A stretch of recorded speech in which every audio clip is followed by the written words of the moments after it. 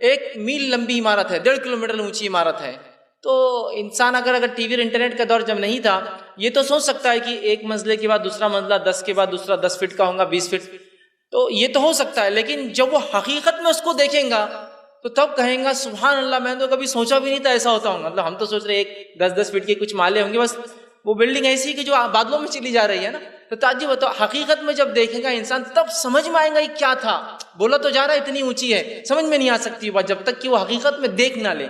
تو اسی طرح جنت کی نعمتوں کو بتایا گیا ہے، لیکن یقیناً یہ جب دیکھیں گے تبھی سمجھ میں آ سکتی کیا ہے۔ مطلب ہماری عقلوں میں وہ شعور، وہ بصیرت، وہ طاقت، وہ سمجھ، وہ قوت نہیں ہے۔ کچھ دنیاوی مثالیں لے کر ہمیں سمجھایا گیا کہ نہریں ایسی ہوں گی، باغات ایسے ہوں گے، پھل ایسے ہوں گے، درخت ایسے ہوں گے، لیکن حقیقت میں جب آپ دیکھیں گے تبھی اس کو سمجھ پائیں گے کہ سبحان اللہ وہ کیا نعمت ہے، وہ کیا نعمت ہے۔ آئیے ان نعمتوں کو دیکھنے سے پہلے ایک اور چیز ہم دیکھ لیں کہ اس میں جائیں گا کون، جنت میں کون جائیں گا۔ تو جنت میں جانے کے تعلق سے اللہ نے بار بار اپنی کتاب میں یہ بات واضح کی اور بیان کی، کون ہے جو اس کے مستحق ہوں گے، کون ہے جو اس میں جا کر رہیں گے، کون ہے جن کے لیے تیار کی گئی ہے، کن لوگوں کو یہ ملنے والی ہے، وہ بات کو ہم سمجھ لیں۔ تو جنت کس کو ملنے والی ہے، میں نے آپ کے سامنے سورہ بروج سورہ نمبر 85 اس کی آیت نمبر 11 کی تلاوت کی، اس میں اللہ نے فرمایا کہا ان الذین آمنوا وعملوا الصالحات، اور بے شک وہ لوگ جو ایمان لائے اور ایمان کے ساتھ نیک اعمال کیے۔ صرف ایمان لانا کافی نہیں، دیکھیے کیا اللہ بیان کر رہا ہے، ان الذین آمنوا وعملوا الصالحات، جن لوگوں نے ایمان لایا اور ایمان کے بنیاد پر نیک کام کیے، فرمایا وعملوا الصالحات لہم جنات تجری من تحتها الانہار، ایسے لوگوں کے لیے باغات ہے، جنتیں، جنت کہتے باغات، جنتیں ہیں، باغات ہیں جن کے نیچے نہریں بہ رہی ہیں۔ اور پھر آگے فرمایا ذالک الفوز الکبیر، اور یہ ایک بہت بہت بہت بڑی کامیابی، فوز الکبیر، بہت بڑی کامیابی، الٹیمیٹ سکسیس اگر کسی کو مل جاتا ہے۔ کس بنیاد پر؟ ایمان لائے اور ایمان کے جو تقاضے ہیں ان میں سب سے پہلا تقاضا نیک اعمال کرے، ایسے لوگ مستحق ہوں گے ان جنتوں کے جن جنتوں کا تذکرہ قرآن نے اور حدیث نے اتنا کیا سبحان اللہ کہ میں پورے چیزوں کو گن بھی نہیں سکا، رکھنا تو آپ کے سامنے گوشے گزار ناممکن تھا۔ میں نے کچھ باب باندھے ہیں کہ جنت کے باغ، کپڑے، دروازے، فرشتے، کام کرنے والے، گھر کیسے ہوں گے، لیکن یقیناً اتنا زیادہ بیان کسی کو انتہا نہیں۔ اور یاد رکھیے صحابہ کی زندگی کا اگر مطالعہ کریں، صحابہ کے سامنے جنت اور جہنم کا تصور اتنا کلیئر تھا، اس کا عقیدہ اتنا واضح تھا کہ وہ اگر آپ ان کی زندگیاں دیکھیں تو بڑے بڑے اعمال بہت آسانی سے کر گزرتے تھے۔ اس کی وجہ یہ تھی کہ ان کے پاس جنت کا کانسیپٹ بہت کلیئر تھا کہ ملنے کیا والا ہے کرنے کے بعد۔ اور ایسے اعمال جو گناہ کے ہوتے تھے چاہے وہ کتنے ہی چھوٹے ہو، آپ دیکھیں گے صحابہ ان سے بچنے کی ہر ممکن کوشش کرتے اور بچتے تھے، اس لیے کہ ان کے پاس ریئل سینس میں جہنم کا تصور بھی اتنا ہی کلیئر تھا جتنا جنت کا کلیئر تھا۔ اسی وجہ سے کبھی کبھار ان کے کچھ اعمال بالکل جس کو ہم کہیں گے ایک دیوانگی کی حد تک تھے کرنے کے معاملے میں، ایک ایسی حد تک جس کو ایک عام انسان، ہم جیسا انسان جو دنیا پرست کہیں گا کیا ہو گیا تھا یہ لوگوں کو، کیسا خرچ کر دے رہے، کیسا مال دے دے رہے، اپنی جان دے دے رہے، اپنی اولاد دیتے، بیوی بچوں کو چھوڑنا ان کے لیے کوئی مشکل بات نہیں تھی۔ کیوں کہ ان کے سامنے ایک بہت بڑا مشن اور ایم تھا، اور وہ مشن تھا جنت میں داخلہ اور جہنم سے نجات، بس یہ مشن اور ایم تھا۔ اور ان کے نبی نے، مطلب ہمارے نبی نے محمد صلی اللہ علیہ وسلم نے اتنا کلیئر ان کو سمجھایا تھا، یہ کانسیپٹ اتنا واضح کیا تھا کہ ان لوگوں کے لیے مال خرچ کرنا، زمین جائیداد چھوڑنا، اپنا گھر بار چھوڑنا، اپنے بیوی بچوں کو قربان کرنا، اپنی جانوں کو اللہ کے راہ میں نچھاور کرنا آسان تھا، چونکہ ان کو پتا تھا اس کے بعد ملنے والا کیا ہے، الٹیمیٹ ایم ان کے سامنے کلیئر تھا۔ اگر میں آپ سے کہوں کہ اگر آپ میرا ایک کام میرا اگر کرے تو میں آپ کو جس شہر میں دنیا کے آپ چاہیں، آپ اگر میرا ایک کام کرے جو میں چاہتا ہوں، تو دنیا کے جس شہر میں جس میں آپ کہے اس کے سب سے پرائم لوکیشن میں، اس پرائم لوکیشن کی سب سے سینٹر پوائنٹ پر آپ کو ایک گھر دوں گا، جس گھر میں ہر سہولت ہوں گی، نہ آپ کو اس کا کبھی ٹیکس پے کرنا ہے، نہ کوئی اخراجات برداشت کرنا ہے، وہ ساری ذمہ داری جب تک میں زندہ ہوں آپ کی میں برداشت کرتا رہوں گا۔ یہ آپ زندہ ہے، آپ جو ہے جب تک زندہ ہے، یا میں جب تک زندہ ہوں برداشت کروں گا، تو آپ میرا وہ کام کریں گے یا نہیں کریں گے؟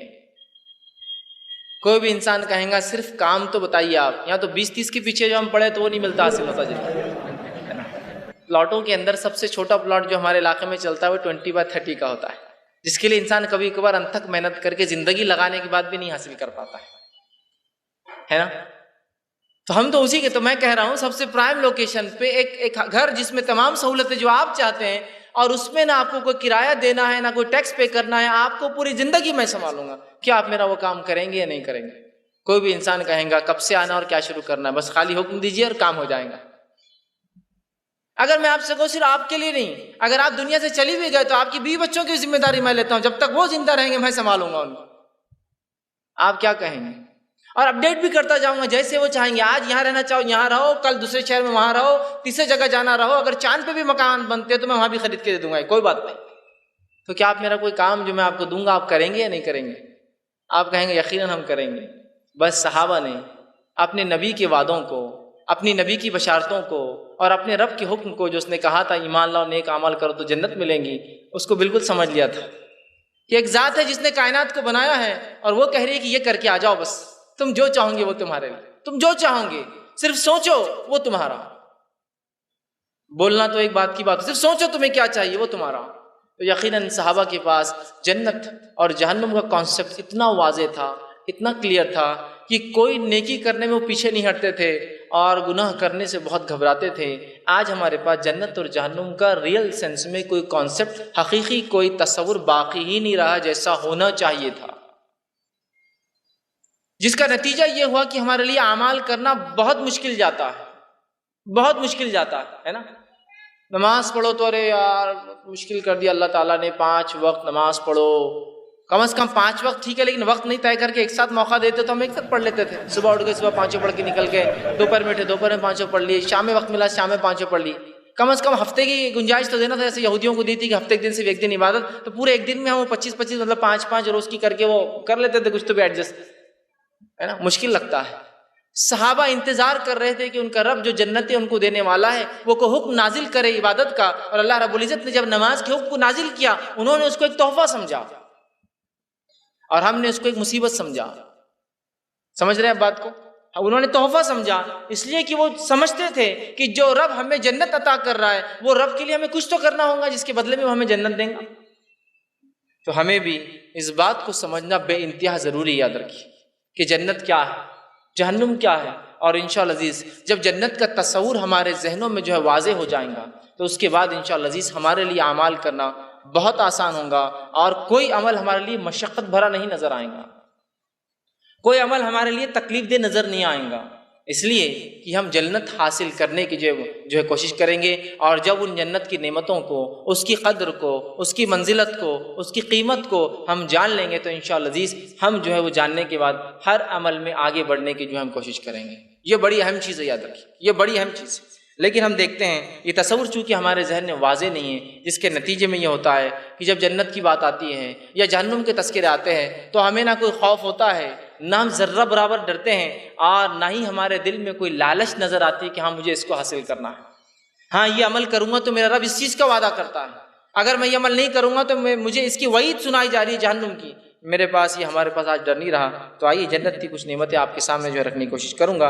ایک اور وضاحت آگے میں عنوان کی طرف بڑھوں اور کرنا چاہتا ہوں، یہ ہے کہ جو ہے جنت اور جہنم کے تعلق سے آئیے یہ کیا چیز ہے اور اللہ رب العزت نے اس کو کیسے بنایا ہے اور کن کوششوں کے بعد یہ ملتی ہے، اس تعلق سے ایک ایسی گواہی میں آپ کے سامنے لاتا ہوں جس گواہی کا یقیناً ہم انکار نہیں کر سکتے، اور وہ گواہی ہے جبرائیل علیہ السلام کی۔ اللہ رب العزت نے جو ہے اس بات کو نبی اکرم صلی اللہ علیہ وسلم کو بتایا۔ حدیث اس طرح سے، یہ جامع ترمذی کی روایت ہے، آپ صلی اللہ علیہ وسلم فرماتے ہیں، ابو ہریرہ رضی اللہ عنہ اس حدیث کے راوی آپ نے فرمایا کہا، حدیث سنیے کس طرح سے ہے کہ رسول اکرم صلی اللہ علیہ وسلم نے فرمایا کہا، جب اللہ رب العزت نے جو ہے جنت اور جہنم کو پیدا کیا تو جبرائیل علیہ السلام کو بلایا اور کہا، اے جبرائیل میں نے جنت اور جہنم بنایا، تم جا کے ذرا میری جنت دیکھ کر آؤ۔ جبرائیل علیہ السلام جنت میں جاتے ہیں، جنت کو دیکھتے ہیں، اس کی نعمتوں کو دیکھتے ہیں، اور آ کر جو اللہ کے پاس کھڑے ہوتے ہیں۔ اللہ رب العزت پوچھتا ہے کہ اے جبرائیل کیسی لگی تمہیں میری جنت؟ جبرائیل علیہ السلام فرماتے ہیں، کہتے ہیں، حاضر ہو کر کہتے ہیں کہ جو ہے تیری عزت کی قسم، تیری عزت کی قسم، جو بھی اس کے بارے میں سنیں گا اس میں ضرور داخل ہوں گا۔ اور پھر فرمایا، پھر اللہ تعالیٰ نے فرشتوں کو حکم دیا کہ جو ہے جنت جن مصائب سے گھری ہوئی ہے، جن تکلیفوں سے گھری ہوئی ہے، جو کنڈیشنز اس کے لیے، وہ کنڈیشنز لگا دیے جائے. پہلے جنت بنائی، جبرائیل علیہ السلام کو بتایا، جبرائیل علیہ السلام نے کہا اللہ تیری عزت کی قسم کوئی انسان اس کے بارے میں سن لے بغیر داخل ہوئے کہ نہیں رہیں گا اس میں. فرشتوں سے حکم ہوا کہ جاؤ فرشتوں جنت میں حاصل کرنے کی تکلیفوں کو پھیلا دو، اس کے اطراف پھیلا دی گئی. پھر کہا جبرائیل جاؤ اب دیکھ کے رہو جنت کو ایک بار. جبرائیل علیہ السلام پھر جاتے ہیں، جنت کو دیکھتے ہیں، اس کے مصائب کو دیکھتے ہیں، جنت حاصل کرنے کے لیے جو اسٹیپس جو تکلیف ہے وہ دیکھتے ہیں. تو کہتے ہیں اللہ رب العزت کے پاس آتے ہیں اور کہتے ہیں جبرائیل علیہ السلام، اللہ نے اس بات کو بھی یوں بیان کیا، آپ سے فرماتے ہیں کہ جبرائیل علیہ السلام آئے اور کہا، جب اس کی مشکلات اور مصائب کو دیکھا تو فارغہ الہی میں کہا تیری عزت کی قسم مجھے ڈر ہے شاید اس میں کوئی بھی داخل نہیں ہوگا. جنت یہ آسانی سے ملنے والی چیز نہیں ہے. جنت فرائض کو چھوڑ کر آرام سے گھر میں سونے سے ملنے والی چیز نہیں. جنت کو ایسی چیز نہیں ہے کہ ہم دنیا کی زندگی بھی پالے، اس میں بھی عائش ہو جائے اور آخرت بھی مل جائے، کوئی ایسی چیز نہیں ہے. تو کہ اللہ تیری عزت کی قسم جو مصیبتیں تو نے رکھی ہے اس کو حاصل کرنے میں شاید کوئی حاصل نہیں کر پائیں گا اس کو. پھر کہا جاؤ جہنم دیکھ کر آؤ.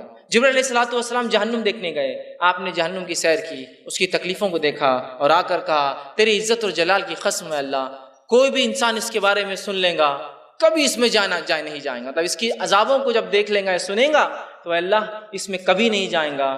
اللہ رب العزت نے پھر فرشتوں سے کہا فرشتوں جنت جہنم کے اطراف اس کی جو ہے عیش اور عشرت جس کو ہم کہیں گے جہنم کے اطراف وہ تمام چیزیں فرشتوں جو ہے پھیلا دو جس کی وجہ سے انسان جو ہے جہنم میں چلا جائے گا. مطلب وہ آسانیاں، وہ عیش، وہ دنیا پرستی، مطلب جہنم میں جانا بڑا آسان ہے اس لیے کہ جنت کا راستہ چھوڑ دیا، تکلیفوں کو چھوڑ دیا، جہنم میں چلا جاتا ہے. تو جب وہ پھیلا دی گئی شہوت اور جو چیزیں جہنم کی طرف ڈال دی گئی، جبرائیل علیہ السلام واپس آئے اور کہا، اللہ کے رسول فرماتے ہیں کہ اللہ سے کہا کہ اللہ نے کہا ان سے کہ جاؤ آپ جا کر جو جہنم پھر سے دیکھو. وہ جاتے جہنم کو دیکھتے اور کہتے ہیں اے اللہ تیری جو عزت کی قسم مجھے ڈر ہے شاید کوئی بھی اس سے بچ نہیں پائیں گا، اس لیے کہ جو شہوتیں جو لذتیں تو نے اس کے طرف پھیلا دیے جہنم کے شاید کوئی بھی انسان اس سے بچ نہیں پائیں گا اور کوئی بھی انسان اس میں داخل ہوئے بغیر نہیں رہیں گا.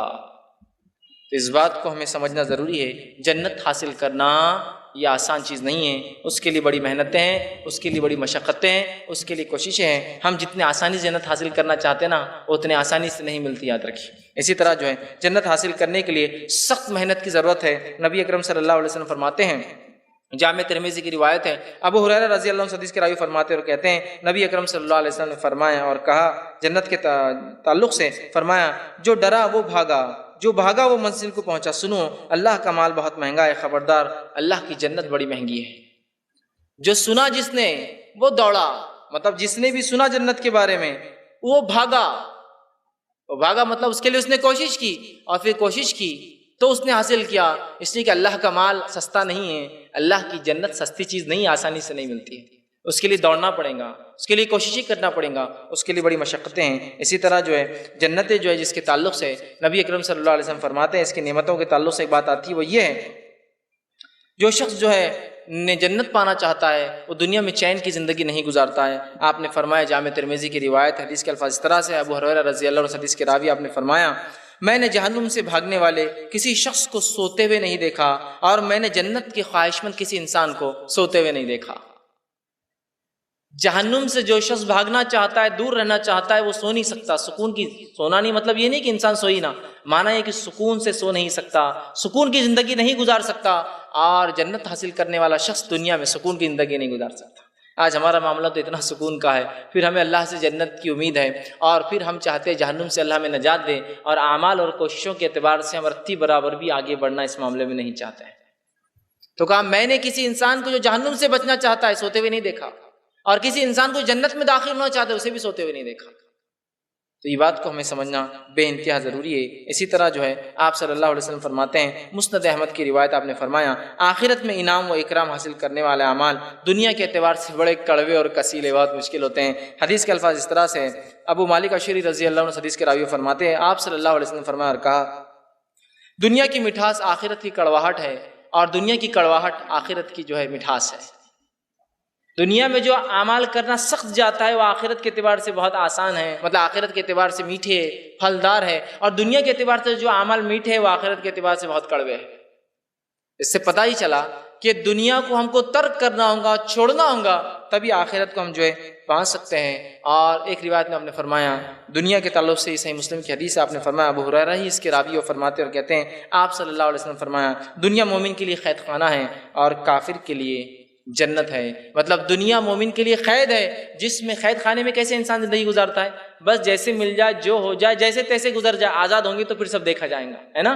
تو دنیا مومن کے لیے قید خانہ ہے، اس لیے کہ اس پہ بہت سارے اصول، ضوابط، لوازمات، حرام حلال لاگو ہوتا ہے، جس کے سے بڑی مشکل زندگی گزارتا ہے، لیکن آخرت کے اعتبار سے وہ آزاد ہے۔ اور کافر کے لیے جو انکار کرتا ہے اسلام کا، اس کے لیے دنیا جو ہے جنت ہے، وہ سب کچھ جو چاہے کر لے، لیکن آخرت اس کے لیے بہت مشکل ہونے والی ہے۔ جنت کو حاصل کرنا کوئی آسان چیز نہیں ہے، اس کی نعمتیں یہ فری نہیں ملتی ہیں، اس کے لیے بہت محنت اور مشقت کی ضرورت ہے۔ آئیے اب جنت کے کچھ نام اس سے ہم شروع کرتے ہیں۔ جنت کے ناموں میں کئی نام جو آتے ہیں، انشاءاللہ عزیز جو میں آگے کی اب باتیں آپ کے سامنے رکھنے کی کوشش کروں گا، اس چیز میں جو حدیث کا اور قرآن کا حقیقی جو متن ہے، ریئل جو ٹیکسٹ ہے، وہ ٹیکسٹ آپ کے سامنے نہ رکھتے ہوئے اس کے مفہوم کو رکھنے کی کوشش کروں گا، اس لیے کہ احادیث جنت اور جہنم کے بارے میں اور قرآنی آیتیں بہت طویل، بہت لمبے آیتیں ہیں، اتنی آیتیں، کہیں کہ مسلسل 15 20 آیتیں جنت کے تذکرے چلتے رہتے ہیں۔ تو یقیناً میرے لیے ممکن نہیں ہے کہ میں ان تمام تذکروں کو رکھوں، تو میں جنت کی نعمتوں کو گنواؤں گا اور حدیث سے اور قرآن کے اس متن سے اتنا جملہ نکالوں گا جس میں نعمت کا تذکرہ آ رہا ہے، نعمت کا تذکرہ کہ یہ نعمت ہے، ایسے لباس، ایسے پینے کی چیزیں، ایسے کھانے کی چیزیں، ایسے رہنے کی چیزیں، چونکہ تمام تر تفصیلات رکھنے کا جو موقع نہیں ہے ہمارے پاس، تو اب ہم اس طرح سے لیں گے انشاءاللہ کہ میں حوالہ دوں گا اور حوالے کے بعد انشاءاللہ عزیز اس حدیث سے اور اس قرآن کی آیت سے کیا نعمت پتہ چل رہی ہے، وہ نعمت آپ کے سامنے رکھنے کی انشاءاللہ میں جو کوشش کروں گا۔ تو جنت کے کچھ نام جو قرآن سے ثابت ہے، جو چیز ملتی ہے وہ یہ ہے، جیسے دارالسلام، سلامتی کا گھر، ٹھیک ہے۔ اسی طرح جو ہے جو ہے متقین، متقی اور پرہیزگار لوگوں کا گھر۔ اسی طرح جنت کا نام ایک ملتا ہے دارالقرار، قرار پانے کا، رک جانے کا، ٹھہر جانے کا گھر۔ اسی طرح ایک نام ہے دارالآخرہ، آخرت کا گھر۔ اسی طرح جنت کا ایک نام جنت النعیم، بہت ساری قرآنی آیتوں میں تذکرے آتے ہیں، نعمتوں والے باغات، نعمتوں والی جنت۔ اسی طرح جنت کا ایک تذکرہ جنت العدن، یہ جنت کی ایک قسم ہے، اعلیٰ قسم ہے جنت العدن، تو یہ جو ہے یہ ایک جنت ہے۔ اسی طرح جو ہے جنت الفردوس، جس کے تعلق سے ہم جانتے ہیں آپ صلی اللہ علیہ وسلم فرمایا جب بھی اللہ سے جنت طلب کرو تو جنت الفردوس طلب کرو، اس لیے کہ جنت الفردوس اللہ کے عرش کے نیچے ہے بالکل، ہے نا۔ تو یہ جنت کے کچھ نام ہیں جن کا تذکرہ، اور اس کے علاوہ کئی ایک نام قرآن نے اور احادیث نے جنت کے لیے ہیں۔ اسی طرح جو ہے جنت کی جو ہے شان کیا ہے وہ دیکھتے ہیں، اور اس کی نعمتیں کیا ہیں۔ تو جنت کی نعمتیں اور خوبیاں بیان کرنا اس دنیا میں یا سمجھانا یا اس کا تصور کرنا ناممکن ہے، یہ بات یاد رکھ لیجئے۔ ذرا جو ہے مسلم کی روایت ہے، جو ہے اللہ کے رسول صلی اللہ علیہ وسلم فرما کہا کہ جو ہے جنت ایسی نعمتوں والی جگہ ہے، ایسی نعمتوں کو کیا کہیں گے آج کے زمانے میں، سہولتوں والی جگہ جس کو آپ کہیں گے، اتنی عیش و آرام کی جگہ ہے، آپ فرماتے اور کہتے ہیں نعمت والی جگہ ہے جسے کسی آنکھ نے نہیں دیکھا۔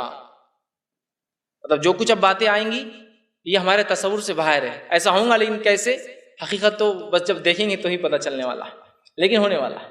تو کیا کہا، کسی آنکھ نے نہیں دیکھا، کسی کان نے تعریف نہیں سنی، اس کی سمجھنے کی طاقت نہیں، کانوں میں سننے کی طاقت نہیں، کسی کان نے نہیں سنی، اور ایسی چیز ہے کہ کسی ذہن میں ان نعمتوں کا تصور بھی نہیں گزر سکتا، انسانیت خاسر ہے اس کو تصور بھی گزارنے سے۔ آپ تصور کیجئے نعمتیں، کیا کیا سہولتیں آپ کر سکتے۔ تو میں سمجھتا ہوں بہت سے لوگوں کی تصورات تو بہت کم لمٹ تک جا کے ختم ہو جائیں، کیونکہ جس نے جو نعمت دیکھی وہ اس سے اوپر کا سوچیں گا، ہے نا، لیکن اس کی بھی ایک لمٹ ہوتی ہے، اس کے بعد وہ سوچ بھی نہیں سکیں گا کہ عیش و آرام کس کو کہا جاتا ہے۔ دنیا میں ہی عیش و آرام سمجھنا مشکل ہوتا ہے۔ کبھی سمجھ لیجئے کوئی انسان گیا اور کسی بادشاہ کا پرانا محل دیکھ کر آیا، تو دیکھ کر آنے کے بعد بولتا ارے یار کیا عیش کرے بادشاہ نے، اب انہیں تو سوچے بھی نہیں ہوں گے، ایسا کھاتے ہوں گے، ایسا پیتے ہوں گے، ایسا بناتے ہوں گے، ایسا سوتے ہوں گے، ایسا اوڑھتے ہوں گے۔ تو کبھی کبھار تو اس دنیا کی جو نعمت ہے وہ سوچنا محال ہوتا ہے ہم کو، جو بادشاہ اور سلاطین بڑے بڑے لوگ جو فائدہ اٹھاتے ہیں، سوچنا بھی تصور نہیں ہوتا۔ تو جنت تو رب نے مہمان نوازی کے طور پر ایمان والوں کے لیے تیار کی ہے، یقیناً اس کو کوئی ذہن تصور بھی نہیں کر سکتا۔ ہم کیا 7 اسٹار تک تصور کر سکتے ہیں بس، اور کیا کریں گے اس کے ساتھ تصور، سہولتیں نعمتوں کا، اس سے اوپر نہیں جاتے ہمارے ذہن سے، کسی نے وہ بھی نہیں دیکھا ہوگا کبھی، ہے نا۔ تو آپ اندازہ لگائیے، جنت رب نے تیار کردہ چیز، یہ تو انسان بنا رہے ہیں، یہ سب چیزیں کیا ہوں گی۔ بہرحال کوئی ذہن سوچنے کی بھی صلاحیت نہیں رکھتا ہے، سمجھ رہے ہیں بات کو۔ تو اس بات کو آپ سمجھ لیں کہ کیا انعام ہمارے لیے ڈھکا رکھا ہے۔ بس ایک چھوٹی سی زندگی جو 60 70 80 90 100 اس سے آگے میں سمجھتا ہوں جانا بیکار ہے، بہت کم پار کرتے ہیں اس کو، بس اتنے سال کی زندگی ہے جس میں سے شریعت نے اجازت بھی دی آپ کو کہ آپ جو ہے جتنی ضرورت ہے اتنا سوئے بھی ہے نا. تو اگر سونے کو اگر ہم اندازہ لگائے، سونے سے اٹھ کر نہانے تک وقت 8 گھنٹے لگ جاتے، 6 گھنٹے سویا اٹھا نہایا کر ہے نا، 8 گھنٹے لگتا ہے، تو گویا 35% تو یہی زندگی نکل گئی سونے میں. 60 سال جیا تو 20 سال تو سویا، 40 سال کی بات ہو رہی. 40 سال میں بھی اسلام یہ نہیں کہہ رہا کہ مکمل نماز اور روزے ہی کرتے رہو، اس میں بھی کہہ رہا کام کرو اور کاج کرو اور شادی بیاہ کرو اور دنیا کے معاملات بھی کرو، ہے نا، یہ بھی کرو اور دین پر بھی چلو، ساتھ کماؤ دماؤ بھی، زندگی دنیا کی بھی اچھی بناؤ اور آخرت کی بھی تیار کرو. تو اگر ویسا تصور کیا جائے تو اور ایک 20 سال ہمارے سمجھ اس میں نکل جاتے ہیں، بچے پھر 20 سال. اس کا مطالبہ ہو رہا ہے سر، لیکن وہ بھی ہم دیکھتے ہیں بڑا محال جاتا ہے ہمارے لیے. پھر ہم اللہ سے جنت کی امید کرتے ہیں. اتنی آسان دنیا کی سہولتیں کہ آپ کو آسانی سے ملتی ہے، بغیر مشقت کے نہیں ملتی، جنت بھی بغیر مشقت کے نہیں ملنے والی. اس چیز کو سمجھنے کی ضرورت ہے، ٹھیک. تو کسی نے اسی طرح جو ہے جنت کی نعمتوں کی ایک مثال نبی اکرم صلی اللہ علیہ وسلم دیتے ہیں، اس کی اہمیت کیا فرماتے ہیں. جنت کی تعلق سے جنت میں ایک چھری اتنی جگہ، اور ایک روایت میں جنت میں ایک کمان ہوتی ہے نا، آرچ کمان، جنت میں ایک چھری کتنی جگہ لیتی ہے، یا جنت میں ایک کمان کا ایک لفظ آتے ہے، کمان والی جگہ اتنی قیمتی ہے کہ دنیا و ما فیہا، دنیا اور اس میں جو کچھ ہے، اور ایک روایت میں الفاظ ہے سورج جن چیزوں پر نکلتا ہے وہ تمام چیزیں بھی بیچ دی جائے تو وہ ایک کمان یا ایک چھری کی اتنی جگہ بھی پرچیز کرنے کی اتنی نہیں ہوتی ہے. جنت اتنی قیمتی جگہ ہے کہ ایک چھری کی اتنی جگہ یا ایک کمان، ایک آرچ اس کا جو ہوگا، وہ کمان جو ہے دنیا و ما فیہا جتنی ہے، یا ایک روایت میں سورج جن جن چیزوں پر چمکتا ہے وہ تمام بھی ملا دی جائے تو وہ ایک چیز پرچیز کرنے کے لائق یا اس کے برابر وہ نعمت نہیں ہو سکتی. اندازہ لگائیے کتنی عظیم نعمت ہے، کتنی عظیم نعمت ہے. ہمیں اسے حاصل کرنے کے لیے ہر ممکن جو ہے کوشش کرنا چاہیے. اور آپ صلی اللہ علیہ وسلم فرمایا، ابو نعیم کی روایت ہے، آپ نے فرمایا کہا کہ جنت کی تمام اشیاء جتنی بھی چیزیں ہیں، تمام چیزیں اعلیٰ اور افضل ہے دنیا کے مقابلے میں، صرف نام دنیا والے ہیں. جنت کی نعمتوں کے اب جو تذکرے آگے آ رہے ہیں ان کے نام صرف دنیا والے ہیں. نعمتیں دنیا کی جیسی نہیں ہیں، صرف نعمتیں بہت اعلیٰ ہیں، نام دنیا کے. دودھ کی نہر، تو دودھ تو دنیا میں ہوتا ہے لیکن یہ دودھ ملاوٹ والا اور فیٹ سے نہیں گنا جائے گا، پریشان ہو کے ڈبے لگا کے نہیں بیٹھنا پڑے گا اس کے لیے. آپ نہریں جا رہی ہیں، کوالٹی وائز کوانٹٹی وائز کوئی اس کا لمٹ نہیں، بہہ رہے ہیں، لینا ہے لے لو، نہیں تو جا رہے ہیں، سرکولیٹ ہو رہے ہیں. کوالٹی وائز سب سے اعلیٰ، کوانٹٹی وائز سب سے بہترین، یہ یاد رکھ لیجیے. ورنہ ہوگا دودھ کی بات آ رہی ہے تو آپ اپنا دودھ تصور کر رہے ہیں تو پھر محال ہے. آپ سب کیا فرما رہے ہیں؟ صرف نام سملر ہے، نعمتیں برابر رہی نہیں دنیا کی، نہ کوانٹٹی وائز نہ کوالٹی وائز، کسی بھی چیز میں یہ سب سے اعلیٰ. یہ بات کو رکھیے، ورنہ ہم وہی دنیاوی تصور کریں گے تو کبھی کبھار مشکل میں آ جائیں گے. نام ہے صرف، باقی سب سے اعلیٰ یاد رکھیے. اب جنت کی وسعت کیا ہے؟ چلیے اس کی چوڑائی سے شروع کرتے ہیں. سائز کیا ہے؟ آگے بڑھ رہے جس نعمت کی طرف، سائز کیا ہے؟ اگر آپ سے کسی گھر کی بات کی جائے، کسی جگہ کی بات کی، سب سے سائز کیا ہے؟ سائز سے دنیا میں اعتبار سے شروع کرتے ہیں. ہم سائز کیا ہے اس کی، کیا ملنے والا ہے اس کے بدلے، کون سا ٹکڑا دیا جائے گا مجھے؟ آئیے وہاں سے شروع کرتے ہیں. اللہ کے رسول صلی اللہ علیہ وسلم نے اور قرآن نے کئی مرتبہ، جیسے قرآن میں ایک جگہ اللہ نے فرمایا جنت کی وسعت، سورہ آل عمران سورہ نمبر 3 اور اس کی آیت میں 133 سے فرمایا اور کہا وَالسَّارِعُوا إِلَىٰ مَغْفِرَةٍ مِّن رَّبِّكُمْ وَجَنَّاتٍ أَرْضُهَا السَّمَاوَاتُ وَالْأَرْضُ أُعِدَّتْ لِلْمُتَّقِينَ. دیکھیے آیت کیا ہے، دوڑو اپنے رب کی مغفرت کی طرف، بھاگو اپنے رب کی مغفرت کی طرف اور اس جنت کی طرف جس کی چوڑائی آسمان اور زمین کے برابر ہے. اور کبھی بھی آپ جانتے ہیں چوڑائی کے مقابلے میں لمبائی کبھی بھی زیادہ ہوتی کسی بھی چیز کی، جس کی صرف چوڑائی آسمان اور زمین کے جو ہے برابر ہے، اس کی وسعت. اور آسمان اور زمین سے مراد یہ آسمان سے اودا آسمان نہیں، یہ زمین سے اودا آسمان سے مراد زمین سے لے کر پہلا آسمان، زمین و آسمان کے برابر جس سے چوڑائی ہے. تو لمبائی ظاہر سے ہمیشہ چوڑائی سے زیادہ ہوتی ہے. تو کہا دوڑو اس جنت کی طرف جس کی چوڑائی زمین و آسمان کے برابر ہے، اور وہ جو ہے متقی لوگوں کے لیے تیار کی گئی ہے. وہ لوگ جو اللہ کا ڈر دنیا میں رکھتے تھے اور حرام سے بچتے تھے ان کے لیے تیار کی گئی. کتنی بڑی بات بیان کی گئی. یہ تو صرف اس کی چوڑائی ہے. اسی طرح جو ہے جنت کو دیکھنے کے بعد ہی اس کا صحیح تصور ہوگا. اللہ رب العزت نے جو ہے قرآن کے اندر اس بات کو جو ہے سورہ دہر میں یوں فرمایا، آیت نمبر 20 میں اس کے فرمایا کہ جنت کو دیکھنے کے بعد یہ صحیح طور پر اس کا اندازہ لگایا جا سکتا ہے، اس لیے کہ جنت کی نعمتیں اتنی عظیم ہیں کہ دنیا میں اس کا اندازہ لگانا ناممکن ہے. تو اندازہ لگائی صرف چوڑائی سے جنت کی جو ہے زمین اور آسمان کے برابر ہے، وہ جنت کتنی بڑی ہوں گی. اسی طرح جو ہے جنت میں جو سب سے آخری انسان جائیں گا اس کو کیا ملے گا؟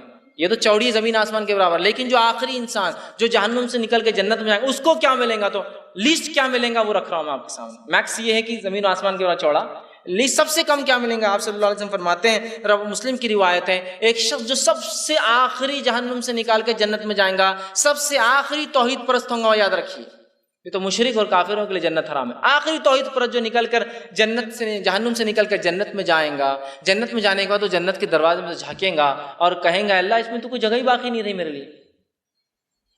تو دنیا کے اعتبار سے چونکہ لوگ پہلے سے جا کر بیٹھے ہوئے ہوں گے نا جنت کے اندر، اس سے چونکہ وہ آخری اور اس کو پتہ بھی ہوگا میں لاسٹ ہوں، وہ آ کے دیکھیں گا اور کہیں گا اللہ اب جنت میں کوئی جگہ باقی ہے، یا دیکھ کر کہیں گا تو کوئی جگہ باقی نہیں رہی میرے لیے۔ ٹھیک، اللہ کہیں گا اچھا کیا چاہیے، چل تو بول، اب تجھے لگتا ہے جنت میں جگہ نہیں ہے، اب تو بول کیا چاہیے تجھے۔ تو کہیں گا اللہ ایک زمین کے برابر، کیونکہ ہماری سوچ اس سے بڑی کیا ہو سکتی ہے، ایک زمین کے برابر، اتنا تو کم از کم مجھے ملنا چاہیے، سب کو اتنے بڑے مل کے زمین آسمان کے برابر، مجھے ایک زمین جتنا ارتھ ہے ہمارا، ایک زمین کے برابر بس مجھے آپ جنت دیتے۔ اللہ کہیں گا ٹھیک ہے، تجھے ایک زمین نہیں، اس زمین سے 10 گنا بڑی جنت تجھے دیتا ہوں۔ تو سب سے آخری انسان کو جو سب سے جنت کا سب سے چھوٹا پلاٹ ملے گا وہ اس دنیا سے 10 ٹائمز زیادہ بڑا ہوگا۔ لاسٹ سب سے آخری جو جنت میں جائیں گا اس کو جو سب سے چھوٹا پلاٹ جنت کا ملے گا وہ اس دنیا کے مقابلے میں 10 گنا بڑا ہوگا۔ تو باقی لوگوں کو کیا حال ہو رہا ہوگا، آگے انشاءاللہ تفصیلات آئیں گی، اور کیسے رہ رہے ہوں گے وہ، کیا عیش و عشرت ہوں گے، مطلب سوچ کے بھی وہ ہوتا کبھی کبھار کہ تو دنیا میں اگر کوئی بہت بڑا گھر بن جائے تو وہ بھی لوگ بولتے ہیں مصیبت ہے، اس کو سنبھالنا مشکل جا رہا ہے۔ جنت کا معاملہ ویسا نہیں، ویل مینٹینڈ رہیں گی سب چیزیں۔ سب سے چھوٹی جنت دنیا سے 10 گنا بڑی ہے، 10 ٹائمز بڑی ہے، اندازہ لگائیے۔ جب اتنی بڑی جنت دی جا رہی ہے، میں سمجھتا ہوں جنت دنیا میں اگر کوئی ایک پلاٹ کا آپ کو کہہ دے جو ایک علاقے کی سب سے پرائم جگہ پہ ہو، آپ اس شخص کے لیے گناہ اور نیکی کچھ بھی کرنے کو تیار ہو جائیں گے، کیونکہ وہ ایک بہت بڑی چیز دے رہا ہے۔ تو میں سمجھتا ہوں اللہ ہم سے صرف یہ توقع کرتا ہے کہ ہم اپنے زندگی کو دین پر گزارے، جو دی گئی بس پھر لے لے وہ آ کر جو اس کے لیے رکھا گیا ہے۔ کتنی بڑی بات ہے، یاد رکھیں۔ اسی طرح جو ہے آخری انسان دنیا میں، جو آخری انسان جہنم میں جب جہنم سے نکل کر چلا جائے گا اس کو دنیا سے 10 گنا بڑی جنت مل جائیں گی۔ صحیح مسلم کی روایت آپ نے فرمان کہا آخری انسان کے دنیا جو ہے جنت میں جانے کے بعد بھی جنت خالی رہیں گی، جنت بہت بڑی ہے۔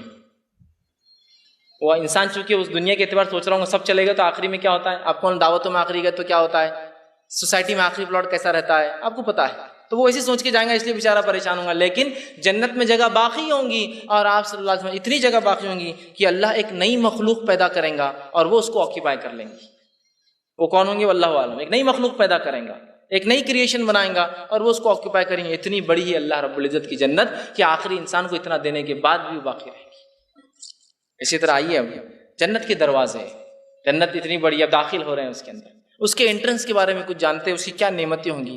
اور میں سمجھتا ہوں ہر جگہ جب کسی جگہ آپ جاتے ہیں اس کا داخلہ آپ کو بتا دیتا ہے کہ اندر کیا ہونے والا ہے۔ کسی گھر میں داخل ہوئے تو چوکھٹ دیکھ کے اندازہ ہوتا ہے اندر کیا کیا نعمتیں ہوں گی۔ کسی دعوت میں گئے تو فرسٹ انٹرنس بتا دیتا ہے کہ اندر کیا کیا نعمتیں پکی ہوں گی، ہوتا ہے نا اندازہ، ارے یہ تو انہوں نے تو لائٹ بھی نہیں لگایا تو کچھ گڑبڑ دکھ رہی، ان کا تو سادہ سادہ نان خلی معاملہ رہے گا، ارے لائٹ کے ساتھ پنکھے سے خوشبو بھی چالو، مطلب اندر کھانے 2 سے 3 ڈشز انشاءاللہ پکی رہنے والی ہے اس کے اندر۔ تصورات دیکھیے، چوکھٹ سے دروازے سے اندازے ہونا شروع ہو جاتے کیا ہونے والا ہے اندر کا حال۔ تو آئیے دروازوں سے گھستے ہیں، اس کی دروازے دیکھ کر اندازے ہو جائیں گے کہ اندر کیا ملنے والا ہے۔ جو ہے اللہ کے رسول صلی اللہ علیہ وسلم نے بہت ساری روایتوں میں، احادیث میں بہت ساری احادیث اور بہت ساری قرآنی آیتیں، میں چند آپ کے سامنے رکھ رہا ہوں بس۔ اہل جنت کی آمد پر فرشتے دروازے کو کھولیں گے اور سب سے پہلے دروازہ نبی اکرم صلی اللہ علیہ وسلم کے حکم پر آپ کہیں گے اور آپ کے لیے کھولا جائے گا، یاد رکھیے۔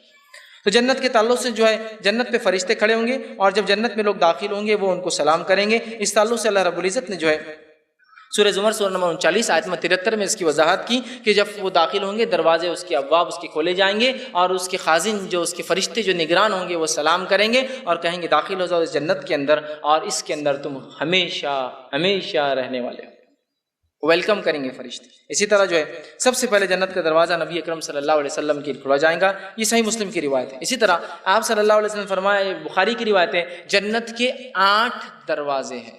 کتنے دروازے ہیں؟ 8۔ جہنم کا بیان انشاءاللہ آئیں گے، تفصیلات آئیں گے، لیکن رکھ دیتا ہوں جہنم کے 7 ہے، ایک کم ہے، اس لیے کہ اللہ کی مغفرت اور رحمت وہ اس کے غضب سے زیادہ بڑی ہے ہر بار، تو دروازے بھی زیادہ ہیں اس کے۔ 8 دروازے ہیں اور جہنم کے 7 دروازے یاد رکھیں۔ تو 8 دروازے ہیں، بخاری کی روایت ہے، اور 8 دروازوں کے الگ الگ نام ہیں، الگ الگ اعمال کرنے والے ایک ایک الگ الگ دروازے داخل ہوں گے، اور کچھ ایسے لوگ ہوں گے جو 8 کے 8 دروازوں سے ان کو کہا جائے گا، پکارا جائے گا، جہاں سے چاہو انٹرنس لے لو، اس لیے کہ ان کے اعمال ہر قسم کے الگ الگ کر کے آئے ہوں گے، سارے ہی اعمال کے اندر وہ سب سے آگے ہوں گے، لہٰذا انہیں 8 کے 8 سے کال آئیں گی اور وہ جو چاہے دروازے سے داخل ہو سکتے ہیں اور اس دروازے سے جو ہے وہ گزر سکتے ہیں۔ جنت کے جو 8 دروازے ہیں اس میں سے ایک دروازے کی چوڑائی کیا ہے، اس تعلق سے جو ہے صحیح مسلم کی روایت ہے، نبی اکرم صلی اللہ علیہ وسلم فرمایا جنت کے دروازے کے تعلق سے اس کی چوڑائی، جنت کا جو دروازہ ہے وہ جو ہے مدینہ سے لے کر جو ہے بصرہ، اور ایک روایت کے اندر الفاظ ہے مدینہ سے لے کر جو ہجر بول کے ایک جگہ جو کہ بحرین کے اندر آتی ہے، اور بصرہ جو ہے وہ عراق کے اندر آتا ہے، کہا کہ اتنا چوڑا ایک دروازہ ہوگا، اور اگر ہجر لے لے جو بحرین کے اندر ہے وہ تقریباً مدینے سے 1160 کلومیٹر ہے، اور اگر بصرہ لے لے تو وہ 1250 کلومیٹر ہے۔ تو کم و بیش جنت کا ایک دروازہ 1200 سے 1300 کلومیٹر کا ایک ہے، اندازہ لگائی 1200 سے 1300 کلومیٹر کا صرف انٹرنس ڈور ہے کہ جنت کا، جس میں کھولا جائے گا اور جس میں سے لوگ داخل ہوں گے۔ اندازہ لگائی اتنی بڑی جنت ہے کہ تو گھر کے دروازے گھر کے مقابلے میں کبھی بھی چھوٹے ہی ہوتے ہیں، ہے نا، چھوٹے ہی ہوتے، تو 1200 یا 1300 کلومیٹر کا ایک ڈور، ایک دروازہ صرف جنت کا، جو مومنوں کے لیے متقین کے لیے جو نیک اعمال کر کے آئے ان کے لیے تیار کی گئی ہے۔ تو اتنے اس کے جو ہے چوڑے دروازے۔ اسی طرح جو ہے آپ صلی اللہ علیہ وسلم نے 2 لوگوں کے تعلق سے رکھتا ہوں، باقی وقت نہیں ہے، جن کے تعلق سے فرمایا جو 8 کے 8 دروازوں سے داخل ہو سکتے ہیں، ان میں سے ایک شخص وہ ہے جس کے بارے میں صحیح مسلم کی روایت آپ نے فرمایا جو اچھی طرح وضو کریں گا، بہت پرفیکٹلی ایک دم جیسا بتایا گیا سنت کے مطابق، ہر اعضاء کو بھگاتے ہوئے، ہر چیز کو چیک کرتے ہوئے، کوئی سوکی نہ رہے گی، پرفیکٹلی کریں گا، اور اس کے بعد گواہی دیں گا، اللہ کے تعلق سے شہادت دیں گا اور نبی کے تعلق سے شہادت دیں گا۔ تو آپ نے فرمایا اس شخص کو روز قیامت کہا جائے گا 8 کے 8 دروازوں میں جس میں سے چاہے داخل ہو جائے۔ دیکھیے اللہ کی رحمت کیسی ہے، ایک وضو کے اوپر اللہ معاف کر رہا اور کہہ رہا جاؤ جس دروازے میں جانا ہے۔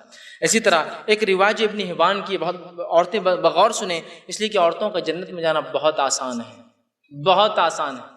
آئیے حدیث کے الفاظ سنیے ابن حبان کی، آپ نے فرمایا 5 نمازوں کو پابندی سے پڑھنے والی، رمضان کے روزوں کو رکھنے والی، اپنے شوہر کی اطاعت گزار خاتون سے آخرت میں کہا جائے گا جنت میں سے 8 دروازوں میں جس میں چاہے داخل ہو جائے۔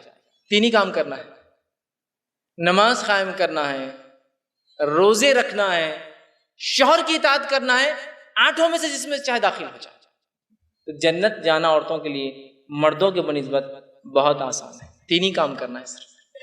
ایمان تو ظاہر سی بات ہے ہر بار ہے، عقیدہ تو وہ چھوڑیے ہی مت کبھی بھی، آپ ایمان کے بعد ہی سب کچھ ہے، ایمان تو ہے ہی، 3 ہی کام کرنا، نماز قائم کرے، روزے رکھے اور شوہر کی اطاعت کرے، بس جس دروازے میں چاہے چلے جائے۔ ایک اور روایت میں آتا ہے جس شخص کو اللہ رب العزت، جس مرد اور عورت کو، شوہر اور بیوی کو 3 نابالغ بچوں کی موت سے اللہ آزما لے، 3 بچے مر گئے، انتقال کر گئے، اور وہ آزمائش میں پڑا لیکن صبر کیا، مجھ سے پہلے ایک لیکچر ہوا صبر پر، صبر کیا کہ اللہ مجھے بدلہ چاہیے، میں جزا فضا روؤں گا دوں گا نہیں، لعنت ملامت نہیں کروں گا، تقدیر کو نہیں کوسوں گا، برا بلا نہیں کہوں گا، میں برداشت کروں گا، تو نے میرے 3 بچے چھین لیے مجھ سے جو غیر بالغ تھے، چھوٹے تھے، انتقال کر گئے۔ آپ نے فرمایا یہ ابن ماجہ کی روایت ہے، اس سے اللہ وہ بچے 8 کے 8 دروازوں پر کھڑے ہوں گے، کیسے وہ غائب کا معاملہ کیسے اللہ کھڑے کریں گے، اور اللہ حکم دیں گا اور وہ اپنے والدین کو ہاتھ پکڑ کے 8 میں سے جس دروازے میں سے چاہے لے کر چلے جائیں گے، لیکن شرط کیا ہے، صبر کرے، بغیر صبر کے نہیں ملتی جنت، 3 نابالغ بچوں کی موت سے آزمایا جائے۔ بہرحال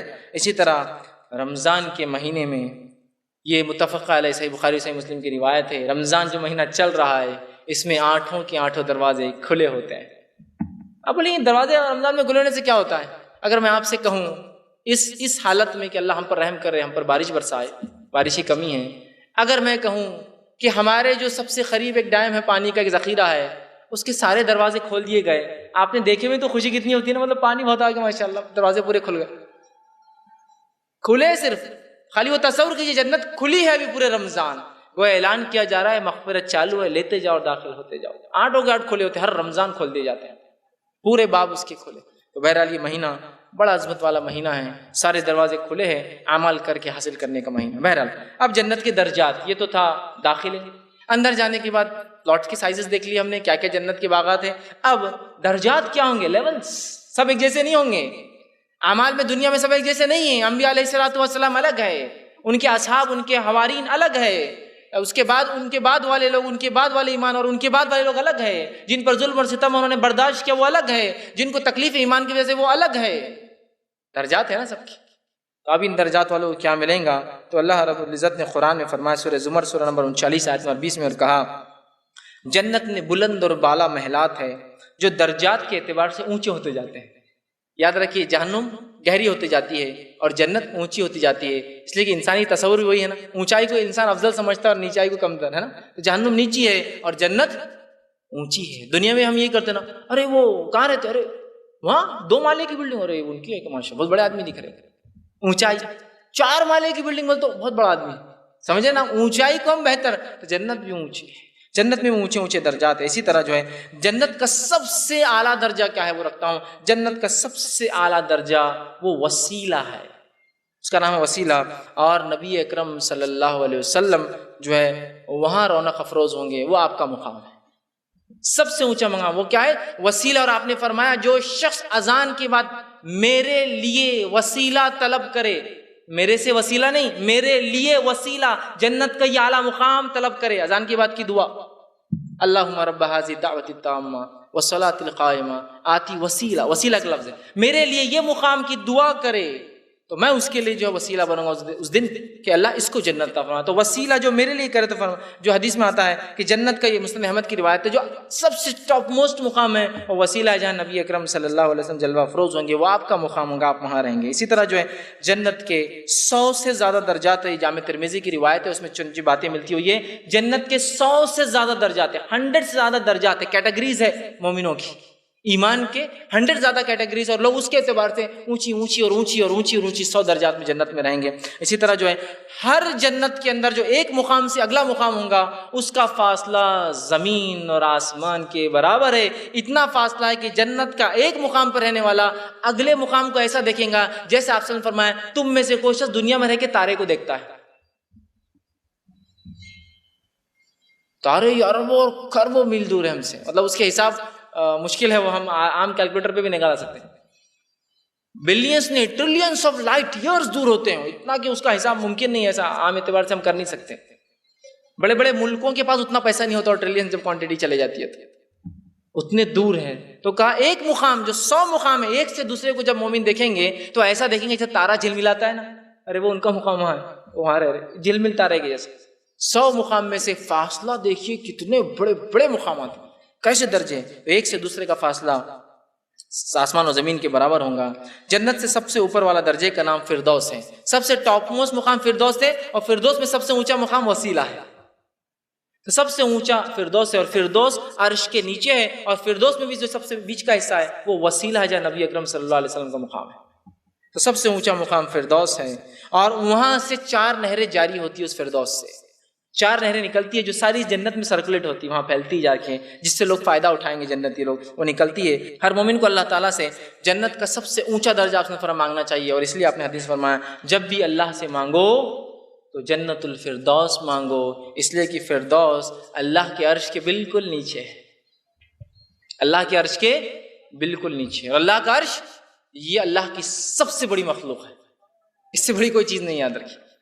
اللہ کا عرش اللہ کی سب سے بڑی مخلوق ہے، یاد رکھیے. ٹھیک، بہرحال تو یہ بتا. اسی طرح جو ہے صحیح مسلم کی روایت آپ نے فرمایا نچلے درجے کے جو محلات ہوں گے، لوور لیول کے جو جنتی لوگ ہوں گے، نچلے درجے کے جو محلات ہوں گے، وہ جو ہے اگلے درجے کے محلات کو ایسا دیکھیں گے، مقام کو، جیسا تم میں سے کوئی ایک دنیا میں سے ستاروں کو دیکھتا ہے.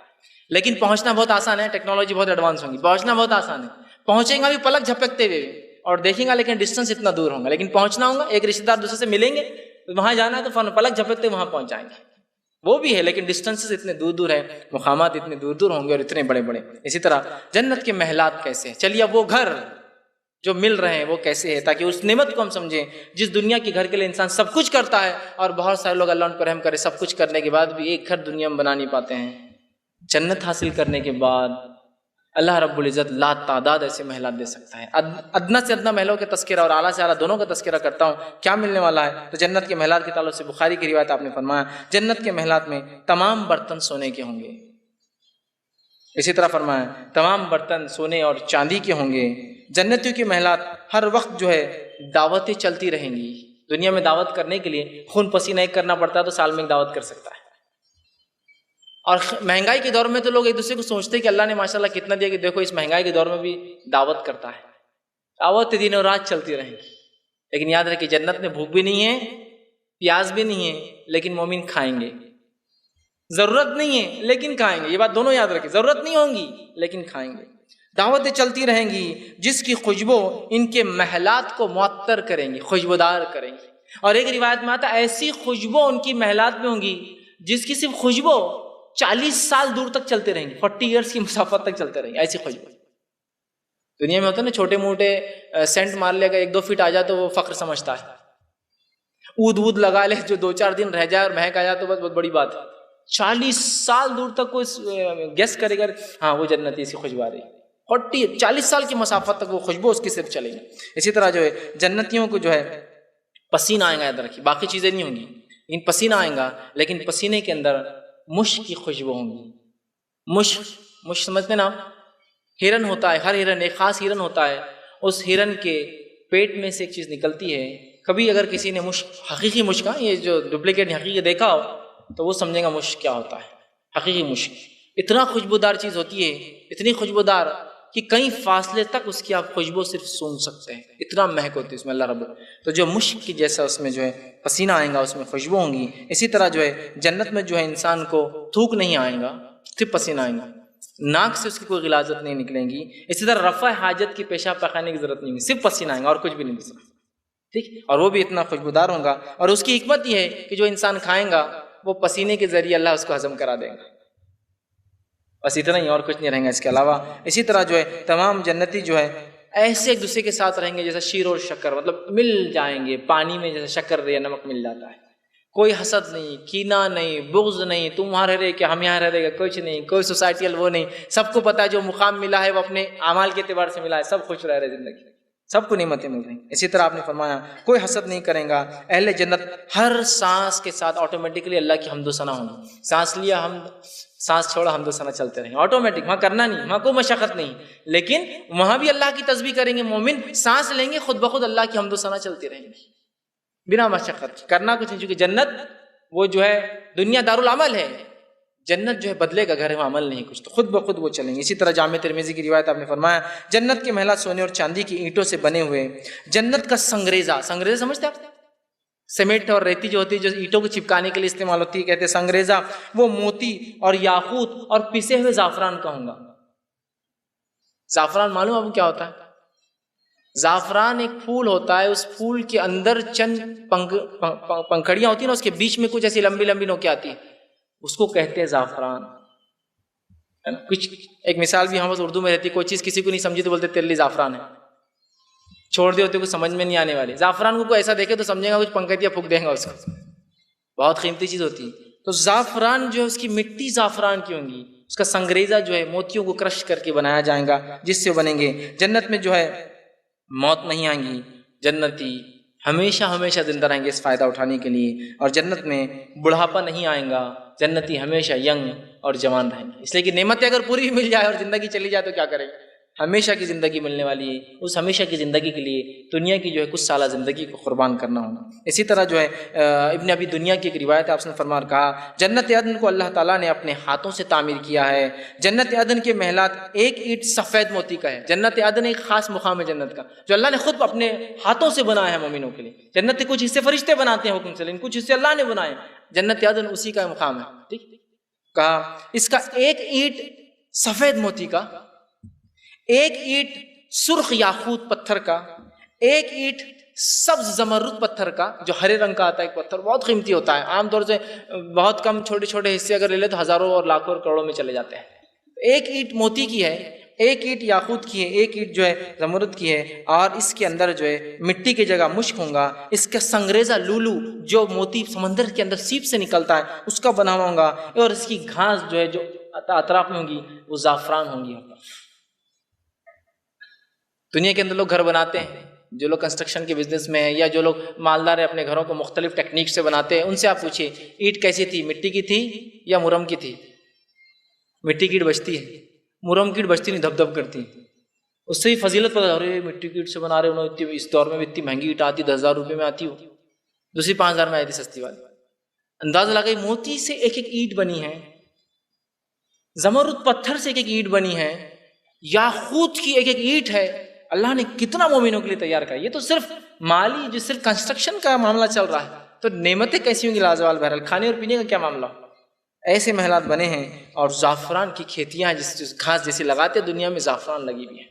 اسی طرح آپ فرماتے ہیں، حدیث کے اندر مسلم کی روایت ہے، بعض محلات میں سونے کے باغات ہوں گے جن کی ہر چیز سونے کی ہوں گی، ہر چیز سونے کی ہوں گی. بعض محلات چاندی کے ہوں گے جن کی ہر چیز چاندی کی ہوں گی. جنت عدن تو ایک اسپیشل مقام ہے، اسپیشل لوگوں کو ہے. لیکن کچھ ایسی بھی جنت ہے جہاں موتی اور وہ نہیں گا رہا ہے، دوسرا ہے سب سونے کا، سب چاندی کا. لوگوں کے الگ الگ مقامات، الگ الگ اعمال کے اعتبار سے. اسی طرح جو ہے صحیح مسلم کی روایت آپ نے فرمایا، جنت کے محلات میں بڑے بڑے جو ہے گنبد، خوبصورت سفید موتی سے تعمیر کردہ گنبد بنے ہوں گے.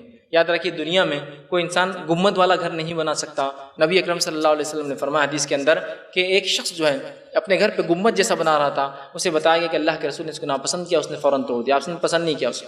لیکن جنت میں گھر گنبد بنے ہوں گے، ڈومز بنے ہوں گے اس میں جو موتی کے بنے ہوں گے. اسی طرح جنت کے خیمے، یہ تو کنسٹرکشن کا معاملہ ہوا، گھر کیسے ہوں گے. اس میں خیمے گھر کے باہر آؤٹ ڈور میں آپ بناتے ہیں چھوٹے سے روم، کبھی کبھار بیٹھ جائے، جھولا وولا لگا ہوتا ٹہلنے کے لیے.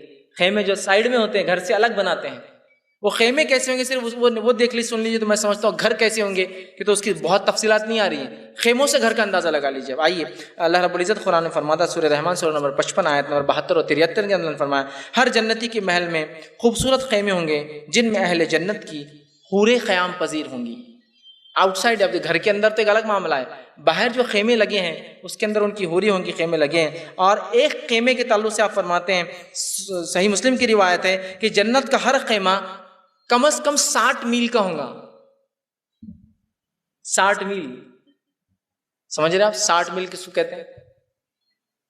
60 میل، میل بہت لمبا حساب ہوتا ہے. ٹھیک، کلومیٹر میں تبدیل کرو تو 1.7 سے اس کو ضرب دینا پڑے گا تو نکلے گا کلومیٹر کا حساب، 100 سے اوپر چلے جائیں گا. 60 میل کا ایک خیمہ ہے جو گھر کے باہر ہوگا صرف لگا ہوا. آپ اندازہ لگائیے، یہاں دنیا کے اندر کسی پروگرام میں کسی وقت ضرورت پڑنے پر چھوٹا سا منڈپ ڈالے تو کمر ٹوٹ جاتی. خیمہ جو باہر لگا ہوا ہے 60 میل کا ایک خیمہ ہوگا. اور اللہ کے رسول صلی اللہ علیہ وسلم فرماتے ہیں وہ جو خیمہ لگا ہوگا نا منڈپ کا، اس میں جو محل ہوگا وہ جو بنا ہوا، وہ 60 میل کے صرف ایک موتی کے اندر تراش کے بنا ہوا رہے گا. وہ ایک خیمہ جو 60 میل کا ہے وہ ایک ثابت موتی میں فرشتوں نے تراش کے بنائے ہوئے ہوں گے. موتی سفید کیسا خوبصورت ہوتا ہے نا، انداز لگائی کیا خوبصورتی ہوگی اس گھر کی. 60 میل کا اور ایک موتی میں بنایا ہوا، تراش کر توڑ کر اس کو. یہ ادنا گھر کے باہر کے لان کے باہر کا سٹنگ ایریا ہے. تو اندر کیا ہوگا گھر کے اندر، جس کے گھر کے لان میں گھس کر ہی آپ اندازہ لگا لے سکتے اندر کی نعمتیں کیا ہو سکتی. 60 میل کا خیمہ. اسی طرح ان خیموں کے اندر اہل جنت کی جو ہے حوریں ہوں گی اور وہ ان کے منتظر ان کا انتظار کرتی رہیں گی. اور جنتی آدمی جو ہے وقتاً فوقتاً الگ الگ خیموں میں، کئی خیمے ہوں گے، اس کا اسٹیٹس، اس کے اعمال، اس کو اللہ نے کیا عطا کیا، اس کے اعتبار سے کئی خیمے ہیں جن میں وہ وقتاً فوقتاً آتا اور جاتا رہے گا. اسی طرح جنت کے بازار، جنت کے اندر اللہ کے رسول صلی اللہ علیہ وسلم فرماتے ہیں، جو ہے یہ روایت جو ہے صحیح مسلم کی آپ نے فرمایا، جنت میں بازار ہوں گے مومنوں کے اور وہ جمعہ کے دن لگیں گے. صرف کس دن لگیں گے؟ جمعہ بازار. جمعہ کے دنوں بازار لگیں گے. لیکن اور جنت ان بازاروں میں جائیں گے، خرید و فروخت کریں گے، لیکن ان بازاروں میں عورتیں نہیں جائیں گی. یاد رکھیے جنت کے بازار میں بھی عورت نہیں نکلیں گی، وہ گھر میں ہی رہیں گے. اور جنتی جب مرد جنت کے بازاروں میں جائیں گے، بازار میں جائیں گے تو ہوا چلیں گی. آپ نے فرماتے ہیں جب ہوا چلیں گی تو ہوا کے اندر مشک اور زعفران اڑ کر آئیں گی اور آ کر ان کے چہروں پر اور کپڑوں پہ لگ جائیں گی، جس سے ان کی خوبصورتی اور بڑھ جائیں گی اور اسمارٹ ہو جائیں گے اور ہینڈسم ہو جائیں گے. جب وہ گھر واپس آئیں گے تو ایک ہوا یہاں بھی بیویوں پہ چل پڑی ہوں گی، وہ بھی خوبصورت ہو جائیں گی. جب واپس آئیں گی تو بیویاں کہیں گی آپ تو بڑے حسین اور جمیل ہو گئے. تو شوہر کہیں گا پھر تم بھی کہاں بچی، تم بھی تو بڑے حسین اور جمیل ہوگی ہمارے جانے کے بعد. دنیا کے بازار میں گئے تو کالی پیلی ہو کے آنا پڑتا ہوگا، کچرا، دھول، مٹی، دھواں ہے نا، آ کے آپ کو کہیں کریم مل کے بیٹھے رہنا پڑتا کہ یہ سب نکلنا ہے. جنت کے بازار میں ایک ہوا چلیں گی جس کی دھول زعفران اڑ کے آ کے لگیں گی، خوبصورتی میں اضافہ کر دیں گی آپ کی. اس سے ایک بات یہ بھی پتہ چلتی ہے کہ بازاروں میں جانا ویسے اچھی بات نہیں ہے، اس لیے کہ عورتیں جنت کے بازار میں بھی نہیں آئیں گی. حدیث میں واضح الفاظ ہے کہ صرف مرد جائیں گے. اور عورتیں گھر میں ہوں گی، یہ بھی خوبصورت ہو جائیں گے بازار جا کے آنے سے، اور وہ اور خوبصورت ہو جائیں گے، اور دونوں ایک دوسرے کو کہیں گے کہ تم تو بڑے حسین جمیل ہو گے، وہ کہیں گے تم بھی تو بڑے حسین جمیل ہو گے. ٹھیک ہے. اسی طرح جو ہے جنت کے درخت کے تعلق سے آتا ہے، اللہ رب العزت نے قرآن جو فرمایا کہ جنت کے اندر جو ہے، جیسا کہ سورہ رحمان آپ پڑھ لیں، بہت سارے درختوں کے اس میں الفاظ ہیں، جس کے اندر خاص طور سے جو ہے پھل درختوں کے اندر جو ہے کھجور، انار، انگور، اسی طرح کیلے اور بیری کا تذکرہ ہے. انار، انگور اور جو بیر ہوتا ہے آپ کا بیر، اور اسی طرح کیلا، یہ جو ہے جنت کے پھلوں میں سے، اور بھی پھل کے تذکرے ہیں لیکن یہ چند پھل میں آپ کے سامنے رکھ رہا ہوں. تو جنت کے درختوں کو جو ہے اس کا ایسا معاملہ ہوگا کہ یہ کانٹوں کے بغیر ہوں گے. ٹھیک. اسی طرح جو ہے کیلا اور بیری بھی جنت کا درخت ہے، اور جنت کے درختوں کے سائے بہت طویل ہوں گے. سورہ واقعہ سورہ نمبر 56 آیت نمبر 27 سے لے کر 32 میں اللہ نے اس کی تفصیلات بیان کی. بہت لمبے لمبے سائے ہوں گے. کتنے لمبے سائے ہوں گے؟ حدیث کے اندر آتا ہے، آپ صلی اللہ علیہ وسلم فرماتے ہیں، بخاری کی روایت ہے، جنت کے ایک درخت کا سایہ اتنا طویل ہوگا کہ ایک گھڑ سوار 100 برس تک بھاگتا رہے گا تو ایک جھاڑ کے سائے سے نکل نہیں پائے گا.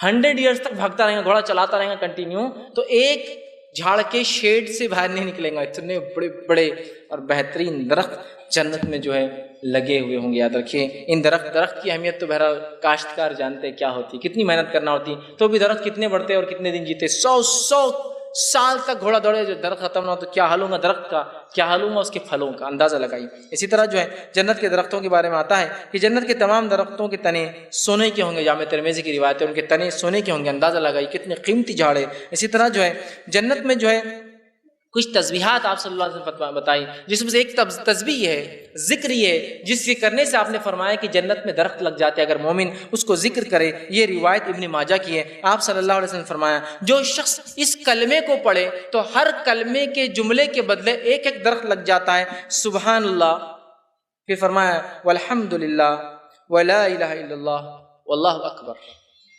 ایک کلمہ ہے، 4 جملے ہیں، چاروں جملے آپ نے فرمایا ایک جملے پہ جنت میں ایک درخت لگ جاتا ہے. سبحان اللہ والحمد للہ ولا الہ الا اللہ واللہ اکبر. یہ درخت جو انسان یہ پڑھیں گا آپ نے فرمایا اس کے جو ہے ہر جملے پر ایک درخت اس کے اوپر جو ہے لگ جائیں گا. اسی طرح آپ نے ایک روایت میں فرمایا کہ یہ جو ہے روایت جامع ترمذی کی ہے کہ جنت میں ایک کلمہ ہے جو انسان دنیا میں پڑھے گا تو جنت میں ایک کھجور کا درخت اس کے لیے لگا دیا جائے گا. اور آپ نے فرمایا سبحان اللہ العظیم وبحمدہ. جو شخص یہ پڑھے گا جنت میں اس کے لیے کیا کر دیا جائے گا؟ ایک جھاڑ لگا دیا جائے گا. سبحان اللہ العظیم وبحمدہ. جو شخص اس کو پڑھے گا جنت میں اس کے لیے ایک جھاڑ لگا دیا جائے گا. الحمدللہ میں نے 10 جھاڑ اب تک لگا دیے اپنے خود کے، اب آپ اپنے اپنے جھاڑ لگاتے رہیے. ٹھیک، 10 جھاڑ تو ہو گئے، ظاہر سی بات ہے. آپ نے فرمایا لگے تو لگ گئے، وہ جھاڑ ہو گئے. کل میں ادا کی اور جھاڑ آپ نے تیار کر دیا. جنت کی کھیتی دنیا میں انسان کو تیار کرنا، جتنے چاہے وہ درخت لگا لیں. اسی طرح جنت کے ایک درخت کے بارے میں آپ نے فرمایا اور کہا، یہ جو ہے روایت مسند احمد کی آپ نے فرمایا جنت میں ایک درخت اس کا نام طوبہ ہے، اور یہ جنت کے جو ہے اتنا سایہ دار جو ہے درخت ہے کہ اس کا سایہ بہت لمبی مسافت 100 سال تک چلتا ہے. دوسری کی روایت میں آپ نے فرمایا کہا طوبہ درخت کے پھلوں کے خوشوں سے اہل جنت کے کپڑے تیار ہوں گے. وہ جھاڑ اس کو جو پھل لگتا ہے اس پھل کو فرشتے نکال کے اس سے ایک کلوتھ، ایک کپڑا بنائیں گے جس سے جنتیوں کے کپڑے سلے جائیں گے. دنیا میں بھی الگ الگ کپڑے ہوتے ہیں نا، جوٹ ہوتا ہے جو جھاڑ پر لگتا ہے، سلک ہوتا ہے جو کیڑے پیدا کرتے ہیں نا، الگ الگ ہوتا ہے، کاٹن ہوتا ہے جو جھاڑ پہ لگتا ہے، تو اس سے کپڑوں کی حیثیت پتہ چلتی ہے. یہ ایک جھاڑ ہوگا طوبہ جس سے جنتیوں کے جو ہے کپڑے جو کیا جائیں گے. زیتون کے تعلق سے زیتون بھی جو جنت جو ہے جنت کا جو ایک درخت ہے. اسی طرح جو ہے جنت کے پھل، جنت کے پھلوں کے تعلق سے تذکرہ آتا ہے جو حدیث کے اندر ملتا ہے اور قرآن کی جو بہرحال آیتوں میں بھی یہ ملتا ہے، جس میں سے سورہ واقعہ سورہ نمبر 56 اور آیت نمبر اس کے 27 سے 33 میں اللہ نے فرمایا جنت کے پھل اہل جنت کے لیے وافر مقدار میں ہوں گے، کبھی کم نہیں ہوں گے. وافر مقدار میں جتنا چاہا. اب پھلوں کا تو یہ معاملہ ہے کہ انسان بیمار ہو تو ہی کھانے کو ملتے ہیں قیمت کے اعتبار سے. وافر مقدار میں ہوں گے. جنت میں ہر موسم میں ہر پھل ملے گا، انتظار بھی نہیں کرنا ہے. ابھی تو میرے پاس پیسہ ہے جیب میں لیکن پھل نہیں ملتا ہے، کیا کریں گے؟ ہر موسم ملیں گا. جنت کے پھل جو ہے حاصل کرنے کے لیے اجازت نہیں لینی پڑیں گی کس کو کہ مجھے چاہیے. دنیا میں کوئی پھل دیکھے ہوئے تو خالی دیکھتے گزر جانا پڑتا آپ کو کہ تو بغیر جاتی کھا نہیں سکتے آپ. اجازت نہیں لینی پڑیں گی. جنت کے پھلوں کا ذخیرہ کبھی ختم نہیں ہوگا. جنت کے پھل جو ہے گلنے سڑنے سے محفوظ رہیں گے. اور کیلا بھی جو ہے اور بیری یہ جنت کے پھلوں میں سے پھل ہے. نہ سڑ رہے ہیں، نہ موسم کی ضرورت ہے، جتنا چاہو کھاؤ، اجازت کی ضرورت نہیں ہے. اس سے بڑی کیا بات ہوتی ہے. بہت سے لوگ اپنی زندگی کے واقعے سناتے ہوں کہ ہم چھوٹے تھے، کھیت میں جا کے توڑ کے لاتے تھے، یہ پکڑ کے مارتا تھا، وہ پکڑ کے کرتا تھا، انہوں نے ایسا کیا. بہت مشکل ہے. جنت میں کوئی مارے گا نہیں، کوئی اجازت نہیں، جس کے چاہے جتنا چاہے لے لے، آپ کوئی مسئلہ نہیں. اسی طرح آپ فرماتے ہیں جنت کے تعلق سے، جنت کی کھجور جو ہے اس کے تعلق سے آپ صلی اللہ علیہ وسلم فرماتے ہیں اور کہتے ہیں یہ مٹکے کے برابر بڑی ہوں گی، دودھ سے زیادہ سفید ہوں گی اور شہد سے زیادہ میٹھی ہوں گی. اور آگے فرمایا مکھن سے زیادہ نرم ہوں گی. مکھن ہوتا ہے نا، بٹر کتنا نرم ہوتا ہے، اس سے زیادہ نرم ہوں گی. یہ ایک کھجور کا تذکرہ ہے. اسی طرح آپ نے فرمایا جنت کے پھل، صحیح مسلم کی روایت ہے کہ جنت کے پھل کا ایک خوشہ اتنا بڑا ہوگا کہ صحابہ کی ایک جماعت کو اگر دے دیا جائے تو آپ نے فرمایا تم اے صحابہ کی جماعت اگر اسے کھاؤ تو قیامت تک کھاتے رہو گے بھی تو ختم نہیں ہوں گے. ایک خوشہ سے. دوسری روایت میں فرمایا کہ جنت کا اگر ایک خوشہ دنیا میں لا دیا جائے اور ساری مخلوق بھی کھاتی رہی دنیا کی تب بھی وہ ختم نہیں ہونے والا. اتنا زیادہ، اتنا بڑا، اتنا عمدہ ہے اندر کی، اتنا عمدہ. ٹھیک. اور یہ چیز محال نہیں سمجھنا. دنیا کے اندر بھی کئی مثالیں آپ دیکھ سکتے، جیسے اللہ رب العزت نے زمزم کو رکھا ہے نا. زمزم ہزاروں سالوں سے چشمہ بہہ رہا ہے، کروڑوں میں لوگ روز پانی پیتا ہے، پھر بھی ختم نہیں ہوتا ہے. ایک چھوٹا سا اگر مثال دیکھنا اس نعمت کا تو دنیا میں بھی ایک نعمت اللہ نے ایسی رکھی ہے جو ہزاروں سال سے لازوال بہہ رہی ہے، لاکھوں کروڑوں لوگ فائدہ اٹھاتے ہیں، لیکن اس میں آج تک کوئی کمی نہیں ہوتی ہے. ہوتا ہے نا کبھی، ارے یار کیسا ہوتا ہوں، تو زمزم کو لے لیجیے، دنیا میں ہی سمجھ لیجیے آپ. 6000 سال سے تو بہہ رہا ہے وہ چشمہ، کروڑوں لوگ لیتے ہیں لیکن آج تک کم نہیں پڑا. جب دنیا میں اللہ دے سکتا ہے ایسی لازوال نعمت، آخرت میں کتنی اٹھا کے رکھی ہوں گی اس نے. اسی طرح جنت کی اب نہروں کی طرف آتے ہیں ہم کہ جنت میں میٹھے پانی کی خوشبودار، جو کہ سورہ محمد سورہ نمبر 47 آیت 15 میں اللہ نے فرمایا جنت میں جو ہے میٹھے پانی، خوشبودار ذائقے والے دودھ. ہوتا ہے نا دودھ بھی دنیا میں فلیور والا آتا ہے، ہر کوئی نہیں پی سکتا ہے لیکن طاقت پیسہ لگتا ہے اس کے. تو ذائقے دار دودھ والی نہریں، لذیذ شراب والی نہریں، اور اسی طرح جو ہے شفاف شہد کی نہریں. شفاف کیونکہ شہد میں کئی موم آ جاتا ہے، مری مکھی آ جاتی ہے. شفاف کلین ایک دم، کوئی مشکل نہیں، کوئی دھوکہ نہیں دے رہا آپ کو اس کے اندر. شفاف شہد کی نہریں بہتی ہوں گی اور جنتی لوگ جو ہے اس کا جو ہے مزہ اٹھائیں گے، اس کا ذائقہ لیں گے اور اسے ہمیشہ پیتے رہیں گے. کبھی اس سے دل اچاٹ نہیں ہوں گا. آپ کو 2-4 دن کوئی ایک جوس دے دیا تھا، آپ بولتے یار جزاک اللہ، اگر چینج ہو تو زیادہ اچھا ہے، کوئی جسم نہیں پی سکتے آپ. وہاں ہمیشہ پئیں گے اور کبھی اس میں اکتاہٹ، بوریت محسوس نہیں کریں گے. اسی طرح جو ہے جنت کی ایک نہر ہے جس کا نام کوثر ہے، جس کا پانی آپ وسلم فرماتے ہیں دودھ سے زیادہ سفید اور شہد سے زیادہ میٹھا رہنے والا ہے. جنت کی ایک نہر ہے اس کا جو ہے دودھ، جو کوثر کہتے ہیں، ان اعطیناک الکوثر، جو اللہ رب العزت نے اللہ کے نبی کو عطا کی کوثر وہ یہ ہے. ٹھیک. اسی طرح جو ہے اہل جنت جو ہے آپ نے جامع ترمذی کی روایت ہے، اہل جنت حسب خواہ جنت کی نہروں کو چھوٹی چھوٹی کیریاں بنا کر اپنی جنتوں میں لا لیں گے. بڑی بڑی نہریں بہتی رہیں گی، جنتی جب چاہیں گا اس میں سے ایک سیکشن نکالیں گا اور اپنی جنت کے اندر لے لیں گا، اپنے گھر کے اندر لے لیں گا جب چاہے. ہے نا. یہاں کتنی مشکل ہے، صرف پانی کے لیے کتنی مشکل ہوتی ہے. ایک پانی کا نل جا رہا، اس کے لیے اپلیکیشن دینا پڑتا، پھر ایک گڑھا کھودنا پڑتا، پھر محنت مشقت کرنا پڑتا، اس کے بعد بھی کبھی آتا نہیں بیچارہ. وہاں نہریں بہہ رہی ہے، اتنی بہہ رہی ہے کہ دن اور رات بہہ رہی ہے، اور جنتی اپنے گھروں پر جب چاہیں گے کاٹیں گے اور چھوٹی چھوٹی نہروں کو اندر لے لیں گے. جس کو جو نہر چاہیے ہوں گی اپنے گھر میں لے جائیں گا، کوئی انہیں پوچھنے والا اور نہ نہر کم ہونے والی ہوں گی اندر کی. اسی طرح اہل جنت کا کھانا اور پینا کیا ہوگا تو اللہ کے رسول صلی اللہ علیہ وسلم صحیح مسلم کی روایت میں فرمایا، کہا جنتیوں کو جنت میں سب سے پہلے مہمان نوازی کے طور پر مچھلی کا کلیجہ دیا جائے گا، پہلا کھانا. دوسرا کھانا آپ نے فرمایا اور کہا بیل کا گوشت دیا جائے گا، اور اس کے بعد جو ہے سب سے پہلا پینے کا چیز جو ہے سلسبیل نامی ایک جو ہے مشروب ہوگا. سلسبیل ایک سمجھو پینے کی ایک چیز ہوگی، مشروب ہوگا. یہ فرسٹ ویلکم کٹ جس کو بولیں گے، آتے جو ہوتا ہے نا ویلکم کٹ جو دیا جائے گا جنتیوں کو، یہ 3 کھانے ان کو دیے جائیں گے. نام دنیا کے ہے، بنے میں وہاں یاد رکھیے، تو کبھی بھی ہم تصور نہیں کر سکتے ٹیسٹ کیسا ہوگا اس کا. بہرحال ٹھیک ہے. اسی طرح جو ہے آپ نے فرماتے اور کہتے ہیں، یہ متفق علیہ صحیح بخاری مسلم کی روایت ہے، اہل جنت جو کھانا کھائیں گے تو ان کی ایک روٹی جو ہے دنیا کے برابر قیمت کی یا دنیا کے برابر سائز میں ہوں گی. بہرحال دونوں باتیں ہو سکتی ہیں اس میں. ایک روٹی کی کاسٹ جو ہے دنیا کے برابر ہوگی، یا ایک روٹی دنیا کے برابر سائز کی جو وہ کھائیں گے. اسی طرح یہ جو ہے سورہ مطففین کے اندر سورہ نمبر 83 آیت نمبر 22 سے 27 میں اللہ نے کہا جنتی اعلیٰ ترین مشروب تسنیم صرف اللہ کے مقرب بندوں کو دیا ہے. تسنیم ایک جوس ہوگا جو اللہ اسپیشل تیار کریں گا خاص بندوں کو، سب کو نہیں ملنے والا ہے. اللہ سے دعا کرے جس کو چاہیے کہ اللہ ہمیں عطا کرے، خاص ہے اسپیشل. عام جو ملے گا وہ یہ ہے کہ جنت میں خالص صاف شفاف شراب جس کو رحیق کہتے ہیں، وہ تمام جنتیوں کو ملیں گے، وہ سب کے لیے. لیکن جو پہلا والا مشروب ہے تسنیم، اسپیشل بنا ہوا رہے گا، اسپیشل کیٹیگری کے کچھ لوگوں کو صرف دیا جائے گا، اور باقی رحیق سب کو ملے گا. اسی طرح جو ہے رحیق پینے کے بعد جنتی کے منہ میں جو ہے مشک سے زیادہ بہترین ذائقہ آئیں گا اور خوشبو اس سے نکلیں گی. ٹھیک ہے. اسی طرح جو ہے اہل جنت جو ہے ان کے پاس دعوتوں کا سلسلہ کنٹینیو چلتا رہے گا. سورہ مریم سورہ نمبر 19 آیت نمبر 62 میں اللہ نے فرمایا وہاں سلسلہ ختم نہیں ہوگا، بس دعوتوں کا سلسلہ چالو ہے. اسی طرح جو ہے جنت میں ہر شخص جو ہے وہ جو ہے 100 آدمی کے برابر کھانا کھائیں گا. اب اتنی نعمتیں اللہ دے دے اور اگر بھوک نہ ہو تو کیا کریں گا؟ تو اللہ بھوک بھی دیں گا. 100 آدمیوں کے برابر ایک انسان کھانا کھائیں گا. حالانکہ یاد رکھیے اس کو ضرورت نہیں ہوگی کھانے کی، بات ہمیشہ یاد رکھیے، پھر بھی اللہ دیں گا اتنا کہ کھاؤ، نعمتیں ہماری. اور کھانے کے لیے جو ہے وہ 100 آدمیوں کے برابر کھائیں گا. اور اہل جنت جب کھائیں گے تو 2 طریقوں سے ان کا کھانا ہضم ہوگا. ایک پسینے کے ذریعے جو پہلے بخاری کی روایت آ چکی ہے، دوسرا وہ صرف ایک ڈکار لیں گے اور کھانا ہضم، پھر نیا کھانا چالو. ضرورت نہیں ہے لیکن پھر بھی کھائیں گے. ڈکار اور صرف پسینہ اس کو ختم کر دیں گا اور پھر وہ جو اگلا کھانا کھائیں گے. اسی طرح اہل جنت کا لباس و زیور انشاءاللہ، اور ہم اپنے خاتمے کی طرف جا رہے ہیں، کیا پہنیں گے، کہاں رہیں گے، کیسے رہیں گے، کیسے گھر ہوں گے، کیا کھائیں گے اور کیا پئیں گے، اور کیسے درخت ہوں گے، کیا باغات ہوں گے، اور کیا پہنیں گے. آئیے اس کی طرف آتے ہیں تو انسان کو فائدہ ہوتا ہے. اہل جنت جو ہے آپ سے فرماتے ہیں، اور قرآن کے اندر بہت سارے، جیسے کہ سورہ کہف سورہ نمبر 18 آیت نمبر 30 اور 31 میں اللہ نے فرمایا اہل جنت باریک ریشم اور اطلس اور دیبا کا سبز لباس پہنیں گے. اور آگے فرمایا اہل جنت کے ہاتھوں میں سونے کے کنگن ہوں گے. یہاں مرد بھی پہنیں گے اور عورتیں بھی پہنیں گی جنت میں کنگن. ٹھیک. تو کیا فرمایا کہ باریک ریشم دنیا میں مرد نہیں پہن سکتے. مومن یاد رکھے، ریشم اور سونا حرام ہے مومنوں پر، عورت پہن سکتی ہے، مرد نہیں. لیکن جنت میں ریشم پہنیں گے.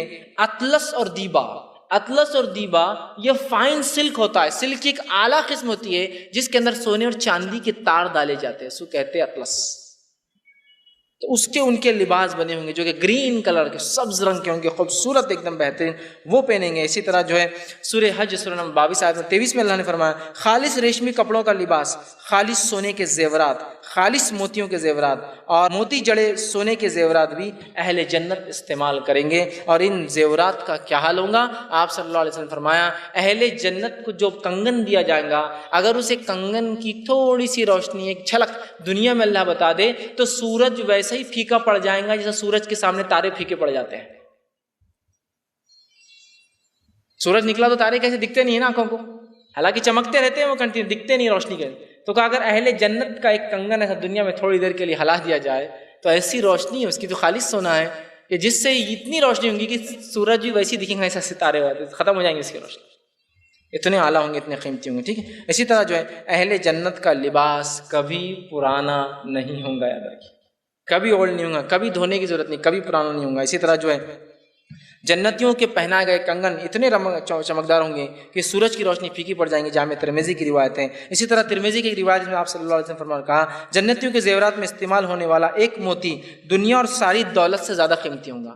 جنتیوں کے زیورات میں جو موتی استعمال ہوں گے تو ایک صرف پرل، ایک موتی دنیا اور اس میں جو کچھ ہے اس سے زیادہ مہنگا ہے. اندازہ لگائیے کیسی عظیم نعمت والی جنت اللہ دے رہا ہے صرف دنیا کی چند روز کی زندگی پہ اعمال کرنے. اسی طرح اہل جنت کی مجلسیں ہوں گی نا دنیا میں جیسے ہم بیٹھتے کرتے ہیں، وہاں بھی مجلسیں جمیں گی. وہاں تو کوئی کام کاج جیسی مجلسوں کے علاوہ وہاں نہیں ہے، محنت مشقت کام کرنا، بس دوستوں میں نہ نیند نہ کوئی بات، آرام کی زندگی ہے. تو مجلسیں جمیں گی، وہاں بڑی بڑی محفلیں بیٹھیں گی. کیا ہے؟ کچھ نہیں، بس سوچنا چیز آ جا رہی ہے، کرنا نہیں ہے کچھ. یہ سب تمام چیزیں صرف دنیا کی تھوڑی زندگی کو محنت اور مشقت میں گزارنے کا بدلہ ہے. سوچنا ہے ان کی مجلسیں اور مسندیں، بیٹھنے کی جگہیں کیسی ہوں گی. ٹھیک ہے. تو یہاں ہم دیکھتے ہیں متقیوں کے بارے میں سورہ رحمان سورہ نمبر 55 آیت نمبر 54 اور 55 میں اللہ نے فرمایا اہل جنت نادر اور نفیس ریشم کے بستروں پر تکیے لگائے اپنے اپنے محلات اور باغات میں جلوہ فروز بیٹھے ہوں گے. کوئی باغ میں بیٹھا ہے، کوئی محل میں بیٹھا ہے، کوئی محل کے باہر خیموں میں کے اندر بیٹھا ہے. جہاں چاہے وہ ایک دم ریشم سمجھتے ہیں، ریشم بہت مہنگی چیز ہوتی ہے. ریشم کے ان کے بستر ہوں گے، اس پہ تکیے لگا کے آرام سے ٹیک لے کر بیٹھے ہوں گے. اسی طرح جو ہے اللہ نے فرمایا جو ہے سورہ طور سورہ نمبر 52 اور اس کی آیت نمبر جو 20 میں جنتی لوگ قطار در قطار آمنے سامنے رکھے ہوئے خوبصورت جو ہے تختوں پر رونق افروز ہوں گے. مطلب محفلیں جمیں گی جنتیوں کی، جس میں تخت لگے ہوں گے اور تخت پر ادھر ادھر دونوں طرف جنتی بیٹھے ہوں گے اور بات چیت کریں گے، اور دنیا کے تذکرے بھی نکلنے والے ہوں۔ تمہارا کیا چلتا تھا دنیا کے اندر، کیا تھا، کیسی کیسی تم کو تکلیف پہنچی، تم نے کیا کیا عمل کیے، میں ایسا ایسا کرتا تھا، اللہ نے مجھے دیکھو ایسا کیا، تذکرے بھی ہوں گے، یاد بھی کریں گے لوگ ایک دوسرے کو، پرانی باتیں بھی نکالیں گے، اور وہ وقت میں حقیقی وقت باتیں نکال کے باتیں کرنے کا۔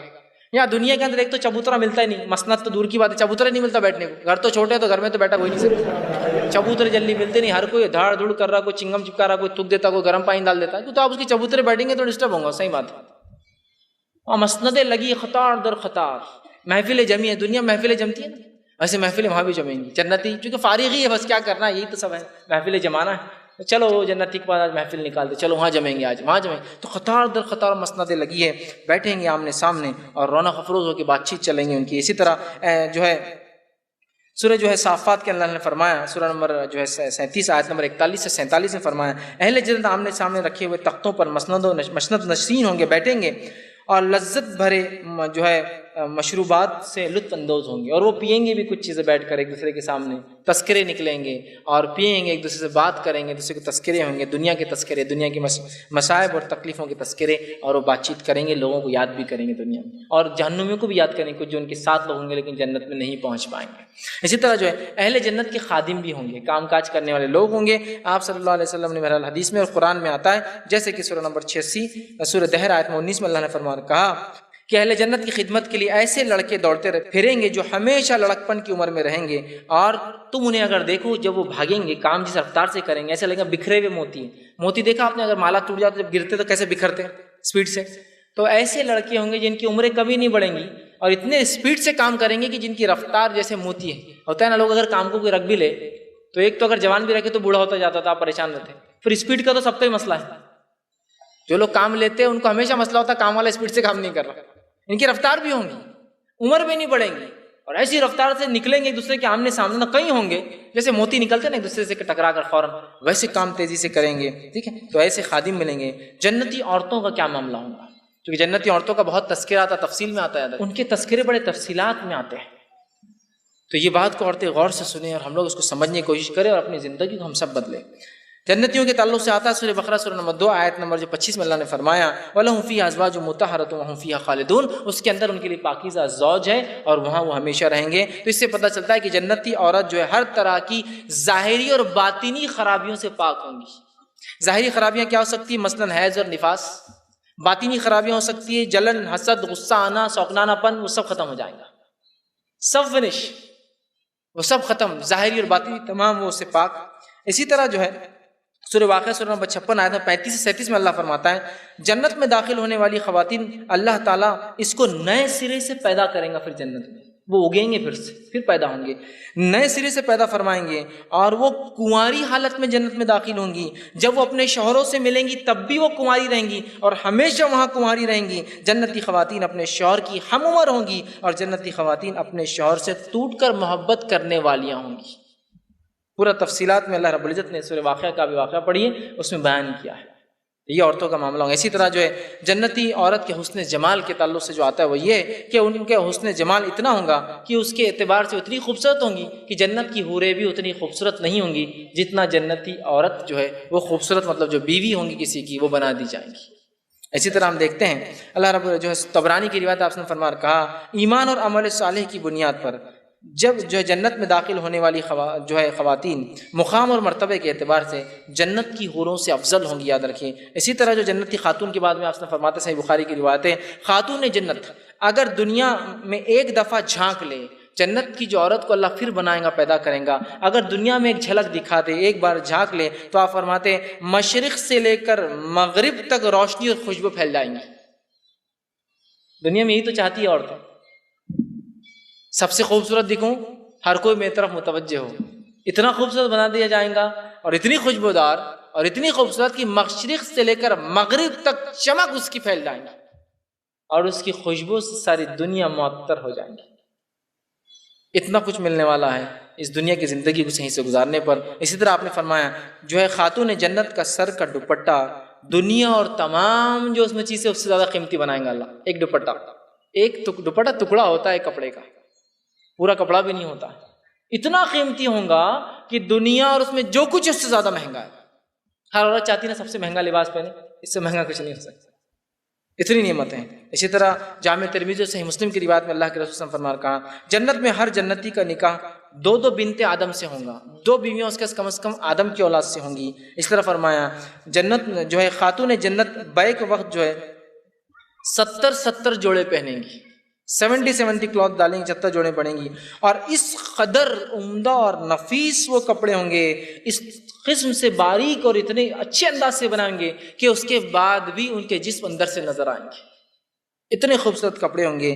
اور جنت کی عورت کو اللہ اتنا خوبصورت بنا دیں گے، آپ فرماتے ہیں اتنا خوبصورت کہ جب جنتی اپنے بیوی کو دیکھیں گا تو اس کے ہڈی کے اندر جو غودا ہوں گا، اس میں جو رگیں ہیں وہ بھی دیکھ پائیں گا. بون میرو بولتے ہیں نا، ہڈی کے اندر جو نسیں ہوتی ہے غودا، وہ تک اس کا خوبصورتی سے باہر دکھیں گے.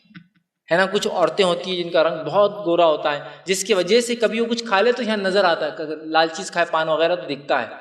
لوگ بولتے ہیں ہماری نانی تو اتنے خوبصورت تھے، دادی فلاں تھے، ہمارے امی ایسے تھے، پان کھا لے تو یہ چمکتا تھا. ٹرانسپیرنسی مطلب اتنے خوبصورت تھے کہ دکھتا تھا کہ یہاں لال کچھ کھایا ہے. ہوتے ہیں لوگ خوبصورت، اتنا خوبصورت اللہ کر دیں گا کہ ہڈی کے اندر کی نسیں دیکھ پائیں گے، اتنی خوبصورتی اللہ بڑھا دیں گے. مطلب بالکل ایک موتی کے جیسا کہ اندر سے باہر تک شفاف انسان دیکھ سکتا ہے. اتنی خوبصورت جو ہے جنتی بہرحال عورتیں اللہ رب العزت جو ہے ان کو بنائیں گا اور پھر سے وہ پیدا ہوں گی. اسی طرح اللہ کے رسول فرماتے ہیں، مسلم کی روایت ہے، اس میں آپ نے فرمایا کہا جنت میں داخل ہونے والی خواتین اپنے مرضی اور پسند کے مطابق اپنے دنیاوی جو ہے شوہروں کی بیویاں بنیں گی. وہ بنیں گی ان کی، چونکہ جنتی اگر شوہر ہوں گا تو بشرط یہ ہے اگر ان کا شوہر جنتی ہے تو وہ اپنے شرط سے جو ہے اس کے پاس جائیں گی، ورنہ اللہ تعالیٰ انہیں دوسرے جنتیوں سے نکاح کر دیں گے. اگر ان کے شوہر دنیا میں کافر تھے، ایمان والے نہیں تھے، یا کسی وجہ سے نکاح نہیں ہو پایا، تو ان کی شادی دوسرے مومنوں سے ان کے ایمانی لیول کے حساب سے کر دی جائے گی. جس لیول کا ان کا ایمان ہوگا اس لیول کا ان کو شوہر دیا جائے گا اس کے بدلے. اسی طرح جو ہے جن خواتین کے دنیا میں ایک سے زیادہ شوہر رہے ہوں گے، مثلا ایک شوہر سے نکاح ہوا، انتقال ہو گیا، دوسرے سے ہوا انتقال ہو گیا، تیسرے سے ہوا انتقال ہو گیا، ایسے بیویوں کو اللہ آپشن دیں گا کس کے ساتھ رہنا تینوں میں سے، اور وہ اس شوہر کو پسند کریں گی جس کے اخلاق سب سے اچھے ہوں گے دنیا میں. اس کو آپشن دیا جائے گا، کیونکہ اس کے 3 شوہر رہ چکے، 2 شوہر رہ چکے، 1 شوہر مطلب 1 سے زائد تھے، اس کو آپشن ہوگا، وہ جو چاہے سلیکٹ کر سکتی ہے. اور سلیکشن کا کرائٹیریا ہوں گے جس کے اخلاق سب سے اچھے ہوں گے. اس لیے اخلاق کی بڑی اسلام میں اہمیت یاد رکھے. یہ طبرانی کی روایت تھی. اسی طرح جو ہے حوروں کے تعلق سے جو قرآن فرماتا ہے، جو جنت کے تذکروں میں آتا ہے، جس کے اندر سورہ جو ہے رحمان سورہ نمبر 55 آیت نمبر جو ہے 56 سے لے کر 59 میں 56 سے لے کر 59 میں اللہ فرماتا ہے حوریں جنت کی جو ہے دوسری نعمتوں کی طرح جنتی مردوں کے لیے ایک نعمت ہوں گی. بعض حوریں یاقوت اور مرجان کی طرح جو ہے رنگت میں سرخ ہوں گی، لال رنگ کی ہوں گی. اسی طرح بے مثال حسن اور جمال کے ساتھ ساتھ حوریں عفت اور جو ہے حیا کے اندر بے مثال ہوں گی، مطلب بہت عفت اور حیا کے معاملے میں بڑی بے مثال ہوں گی. اسی طرح قرآن نے فرمایا نوع انسانی کی جو ہے حوروں کو اس سے پہلے، مطلب ان حوروں کو انسانوں میں سے اور جنوں میں سے کسی نے پہلے دیکھا نہ چھوا ہوگا. ٹھیک، یہ حوریں ہوں گی اور نہ انہیں ہاتھ لگایا ہوگا کبھی. ٹھیک ہے. اسی طرح جو ہے حوریں اس قدر حیادار ہوں گی، اس قدر حیادار ہوں گی کہ اپنے شوہر کے علاوہ کسی دوسرے کو آنکھ اٹھا کر بھی کبھی نہیں دیکھیں گی، اس قدر حیادار ہوں گے. اسی طرح جو ہے حوریں انڈے کے جو ہے نیچے چھپی ہوئی جھلی، انڈا بھی کبھی آپ نے اگر پھوڑا ہوگا تو اس کے انڈے کے ایک کور پہ جھلی کا حصہ چپکا ہوتا ہے، اس میں ایئر رہتی ہے، ہمیشہ خالی رہتا ہے. وہ انڈے کا ایک طرف دیکھیے آپ کم ہوتا ہے، اس میں ایک جھلی ہوتی ہے، آپ کبھی دیکھ سکتے ہیں انڈے کے اوپر چپک کے ابل جائے تو نکل کے آتی ہے. اس جھلی کی قدر نرم اور نازک ہوں گی وہ حوریں. اتنی مطلب وہ جھلی آپ نے دیکھی کتنی نرم ہوتی، نازک ہوتی. اس جھلی کی جیسی نرم اور نازک جو ہے وہ حوریں ہوں گی. ان کی توچا، ان کا جسم جو بولتے ہیں آج کل ہوتا ہے نا، توچا کے خیال رکھنے کے لیے کیا کیا نہیں کرنا پڑتا ہے اسکن کیئر کے لیے. وہاں اتنی اللہ رب العزت نے پہلے سے کیئرفلی ان کو بنایا ہے مومنوں کے لیے کہ وہ اتنی نرم و نازک کہ وہ انڈے کی جھلی جو ہے اس جیسی وہ جو ہے بنی ہوں گی. اس کے تذکرے قرآن کے. اسی طرح جو ہے جنت جو ہے میں جو سب سے بڑی نعمت مومنوں کو ملنے والی ہے، میں ان 2 نعمتوں کی طرف آ رہا ہوں اور اپنی بات کے خاتمے کی طرف آ رہا ہوں. اللہ نے جو سب سے بڑی 2 نعمتیں جنت میں رکھی، یہ سب نعمتوں کے علاوہ ابھی میں نے جنتوں کے جانوروں کا تذکرہ نہیں کیا، ابھی میں نے جنتوں کی اور بہت سی نعمتیں جو میں کر بھی نہیں سکتا اس تھوڑے سے وقت میں، لہٰذا میں نے ابھی چھوڑ دیا. جیسے آپ نے فرمایا بکری جنت کا جانور ہے، بہرحال اور جنت میں انسان کھیتی کرے گا، اس کی کھیتی باڑی ہوں گی اور بھی کہیں، بہرحال لیکن اتنا وقت نہیں ہے کہ میں سب کو. مسلم کی روایت ہے جنت میں ایک انسان جائیں گا اور کہیں گا اللہ مجھے کھیتی کرنا ہے. اللہ کہے گا کیا ضرورت کیا ہے تجھے؟ انہیں مجھے کھیتی کرنا ہے. تو خالی ہوں گے رکامے ہوں گے تو کچھ نہ کچھ کام چاہیے. میں کھیتی کرنا رہا ہوں, ٹھیک ہے جاؤ کھیتی باڑی کرو, اور وہ کھیتی باڑی کریں گے, ہل جوتیں گے اور جانور چلائیں گے. سمجھ رہے آپ؟ حالانکہ ضرورت نہیں ہوں گی لیکن کہیں گا, اللہ ہر بات مانے گا, کھیتی کرنا تو کھیتی کرو, جاؤ کوئی مسئلہ نہیں. اندازہ لگائی تو بہت ہے, لیکن بہرحال وقت نہیں کہ تمام نعمتوں کو رکھو. یہ لا تعداد ان گنت ہے, جو سمجھائے گی, اور جو نہیں سمجھ سکتے وہ تبھی چھوڑ دیجیے. بہرحال جنت میں جو عظیم 2 نعمتیں ملیں گی, سب کے علاوہ وہ رکھ رہا ہوں, بس ان 2 نعمتوں کو یاد رکھیے. شاید یہ نعمتیں سمجھ جائے تو باقی سب پھیکی پڑ جائیں گی اب جو رکھوں گا. پہلی نعمت جو جنتیوں کو ملیں گی, جو عظیم نعمت میں فرسٹ ہے, فرسٹ کے مطلب سیکنڈ نمبر کی ہے, اس میں فرسٹ رکھ رہا ہوں, وہ یہ ہے کہ اللہ ان سے راضی ہوں گا. یہ سب سے بڑی نعمت ہے. کپڑے دیں گا, یہ ہوں گا, فلاں ہوں گا, گاڑیاں, جو کچھ ہے وہ سب ایک طرف ہے. اللہ ان سے راضی ہوں گا. یہ 2 نعمتوں میں سے جو عظیم ملیں گی اس میں سے پہلی ہے, فرسٹ ہے کہ اللہ ان سے راضی ہو جائیں گا. اور اللہ رب العزت نے اس بات کو سورہ توبہ سورہ نمبر 9 اور آیت نمبر 72 میں یوں فرمایا, وَرِضْوَانٌ مِّنَ اللَّهِ أَكْبَرُ وَذَلِكَ فَوْزُ الْعَظِيمُ. اللہ کی رضا یہ سب سے بڑی چیز ہے جو جنتیوں کو حاصل ہوں گی, اور یہ بہت بڑی کامیابی, الٹیمیٹ سکسیس ہے تمہاری. جنت کی نعمتوں میں سے جو سب سے بڑی 2 ہے, اس میں ایک ہے اللہ کا ہم سے راضی ہو جانا. اور جنتی لوگوں کو اللہ تعالیٰ جنت میں خود اپنی رضا کی خوشخبری سنائیں گا اور آگاہ کریں گا, میں تم سے راضی ہوں. اور جنت میں اللہ تعالیٰ ان سے گفتگو کریں گا. اس طرح سے حدیث کے الفاظ ہے, یہ مسلم کی روایت ہے. ابو سعید خدری اس کی راوی فرماتے اور کہتے ہیں کہ نبی اکرم صلی اللہ علیہ وسلم فرمایا, اللہ تعالیٰ جنتیوں سے ارشاد فرمائیں گا, اے جنتی لوگوں, بات کریں گا, وہ عرض کریں گے, اے ہمارے پروردگار, ہم حاضر ہیں تیرے جناب میں اور تیری اطاعت میں, بھلائی تیرے ہاتھ میں ہے. اللہ تعالیٰ ارشاد فرمائیں گا, کیا تم مجھ سے راضی ہو؟ تو وہ کہیں گے, وہ عرض کریں گے, اے ہمارے رب, ہم راضی کیوں نہ ہوں گے, تو نے ہمیں وہ کچھ عطا کر دیا جو اپنی مخلوق میں سے اور کسی کو تو نے عطا نہیں کیا. اللہ تعالیٰ فرمائیں گا اور کہیں گا, تمہیں اس سے زیادہ بہتر چیز نہ عطا کروں؟ وہ کہیں گے, جنتی عرض کریں گے, اللہ اس سے زیادہ بہتر اور کیا ہو سکتا ہے, تو نے سب کچھ ہمیں دے دیا. اللہ تعالیٰ ارشاد فرمائیں گا, میں تمہیں اپنی رضامندی سے جو ہے اس کی آگاہی کرتا ہوں, آج کے بعد میں کبھی تم سے ناراض نہیں ہوں گا. میں تم کو آگاہ کرتا ہوں کہ میں سب سے بڑی نعمت تمہیں بتا رہا ہوں, میں تم سے اب راضی ہوں, اور آج کے بعد میں تم سے کبھی ناراض نہیں ہوں گا. یہ جنت کی نعمتوں میں سے سب سے بڑی نعمتوں میں سے ایک تھی. اگلی نعمت دیکھیے اللہ کی, جو سب سے بڑی نعمتوں میں سب سے بڑی نعمت ہوں گی بہرحال, اور جہنمیوں کے لیے سب سے بڑا عذاب ہوگا. دونوں ایک ساتھ ہیں. جنتیوں کے لیے سب سے بڑی نعمت, جہنمیوں کے لیے سب سے بڑا عذاب. یاد رکھیے, ایک ہی نعمت ہے, ایک کے لیے سب سے بڑی نعمت, دوسرے کے لیے سب سے بڑا عذاب. بہرحال چونکہ عذاب کا تذکرہ میں آج نہیں کروں گا, جہنم کا بیان میں رکھوں گا اس بات کو. اللہ رب العزت جو قرآن فرماتا ہے وہ یہ ہے, جو اللہ رب العزت جو ہے سورہ قیامہ سورہ نمبر 75 اور اس کی آیت نمبر 22 اور 23 سے فرماتا ہے, کہتا ہے, وجوہ یومئذ ناظرہ الی ربہا ناظرہ. یہ سب سے بڑی نعمت اللہ کی جو مومنوں کو ملیں گی. اس روز کچھ چہرے تر و تازہ ہوں گے, اپنے رب کی طرف دیکھ رہے ہوں گے. سب سے عظیم نعمت جو ابن آدم کو جنت میں حاصل ہوں گی وہ اللہ کا دیدار ہے, اور سب سے بڑے عذاب جس سے جہنمی گزریں گے وہ اپنے رب کو کبھی نہیں دیکھ پائیں گے, کبھی نہیں دیکھ پائیں گے.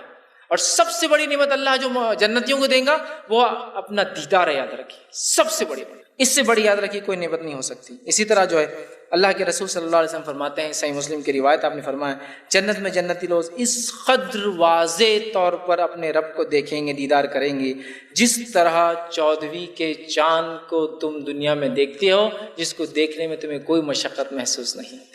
حدیث کے الفاظ صحیح مسلم کی ہے. ابو ہریرہ رضی اللہ عنہ اس کے راوی وہ کہتے ہیں, لوگوں نے رسول اللہ صلی اللہ علیہ وسلم کی خدمت میں حاضر ہو کر کہا, اے اللہ کے رسول صلی اللہ علیہ وسلم, کیا قیامت کے روز ہم اپنے رب کو دیکھیں گے؟ رسول اکرم صلی اللہ علیہ وسلم نے فرمایا, کیا تم 14ویں کے چاند دیکھنے میں کوئی تکلیف محسوس کرتے ہو؟ کہا بالکل نہیں. کہا کیا تم دن میں جب بادل نہ ہو تو کیا سورج کو دیکھنے میں تکلیف محسوس کرتے ہو؟ کہا بالکل نہیں. تو عرض کیا نہیں. تو آپ نے ارشاد فرمایا, پھر اسی طرح بغیر کسی مشقت کے تم قیامت کے روز اپنے رب کو دیکھو گے. یہ سب سے عظیم نعمت ہے جو اللہ رب العزت اپنے بندوں کو عطا کریں گا. اور سب سے بڑا عذاب یہی ہے جہنمیوں کے لیے کہ ان کے رب کو وہ کبھی نہیں دیکھ پائیں گے. عذاب تو وہ الگ ہی چیز ہے, لیکن جس نے انہیں بنایا اپنے خالق کے دیدار سے ہمیشہ کے لیے محروم ہو جائیں گے. آگے آئیے, اللہ کے رسول فرماتے, صحیح مسلم کی روایت ہے, صہیب رضی اللہ عنہ کے راوی وہ کہتے ہیں, نبی اکرم صلی اللہ علیہ وسلم فرمایا, جب جنتی لوگ جنت میں چلے جائیں گے تو اللہ تبارک و تعالیٰ ارشاد فرمائیں گے, تمہیں کوئی اور چیز چاہیے مجھ سے؟ وہ عرض کریں گے یا اللہ کیا تو نے ہمارے چہرے کو روشن نہیں کر دیا؟ کیا تو نے ہمیں جنت میں داخل نہیں کیا؟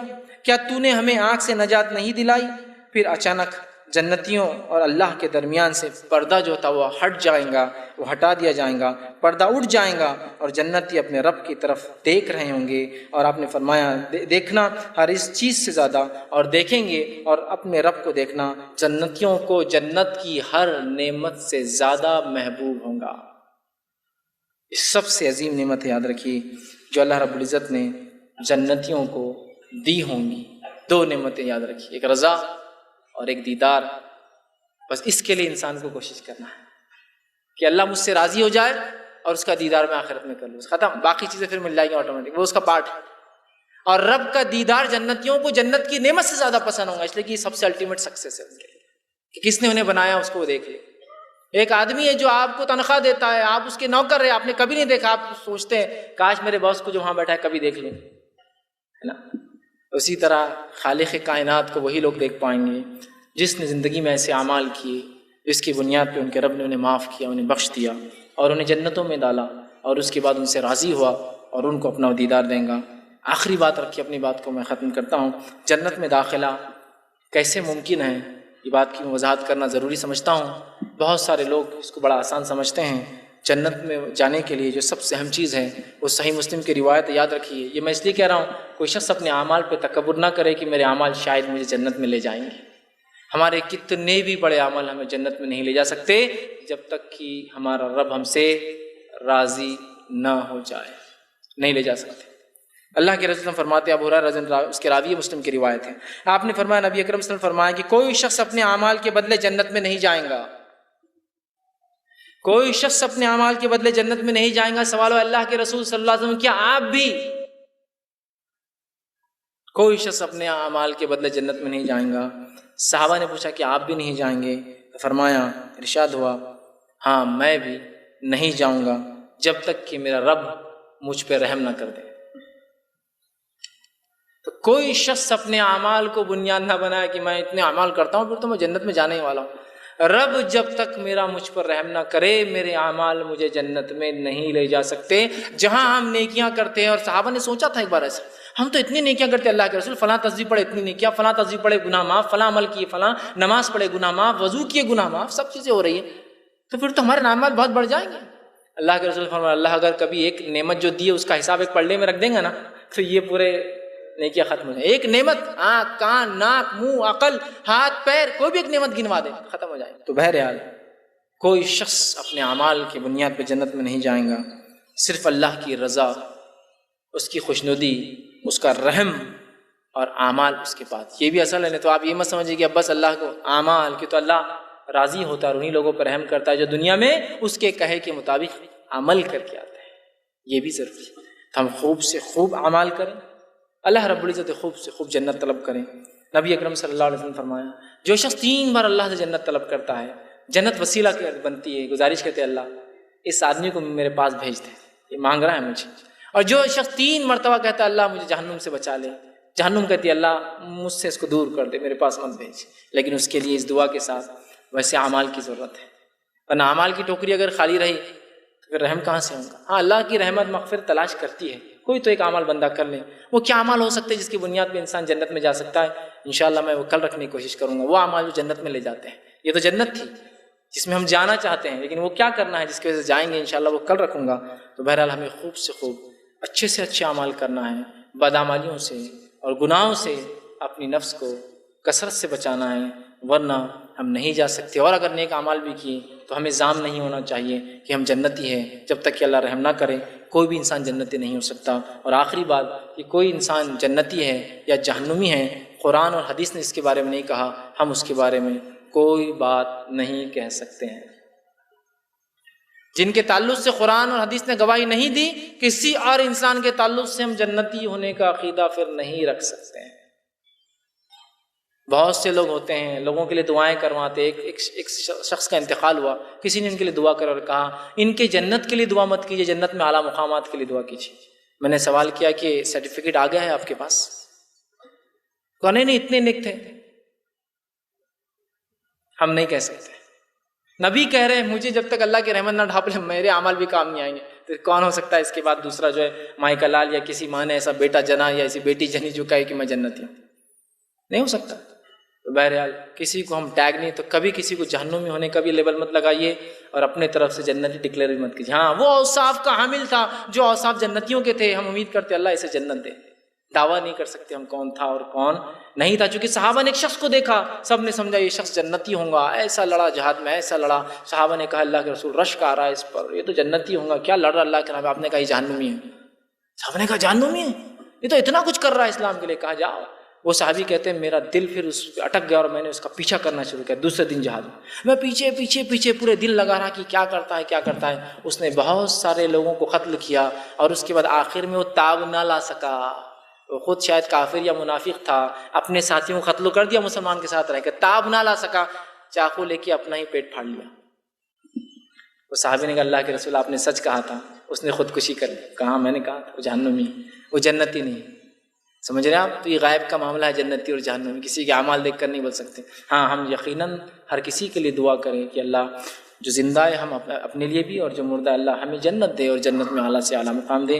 میں اپنی بات کو اسی پہ ختم کروں۔ اللہ رب العزت سے آخر میں دعا ہے کہ اللہ سبحانہ تعالیٰ جو کچھ کہا سنا ہے اسے عمل کی توفیق عطا فرمائے، ہم تمام کے لیے وہ اعمال آسان کرے جو تو چاہتا ہے کہ وہ جنتی ہم بنے، ہم تمام کو جو جنت عطا فرما، جنت میں اعلیٰ سے اعلیٰ مقام عطا فرما، جنت میں جو جنت الفردوس عطا فرما، اور وہاں بھی ہمیں اسی طرح جمع کر جیسا دنیا میں تو ہمیں جمع کرتا ہے۔ ہمارے مرتبوں کو اور مقام کو بلند کر، جنت کی نعمتیں ہمیں عطا فرما، اپنی رضا ہمیں عطا فرما، اپنی رحمت سے ہمیں ڈھانپ لے، اور آخرت میں اپنا دیدار ہمیں کرا۔ جب تک ہمیں زندہ رکھ اسلام اور ایمان پر زندہ رکھ، خاتمہ ہمارا ایمان پر ہو۔ آخر دعوانا الحمد للہ رب العالمین، سبحان ربک رب العزت عما یصفون وسلام علی المرسلین والحمد للہ رب العالمین۔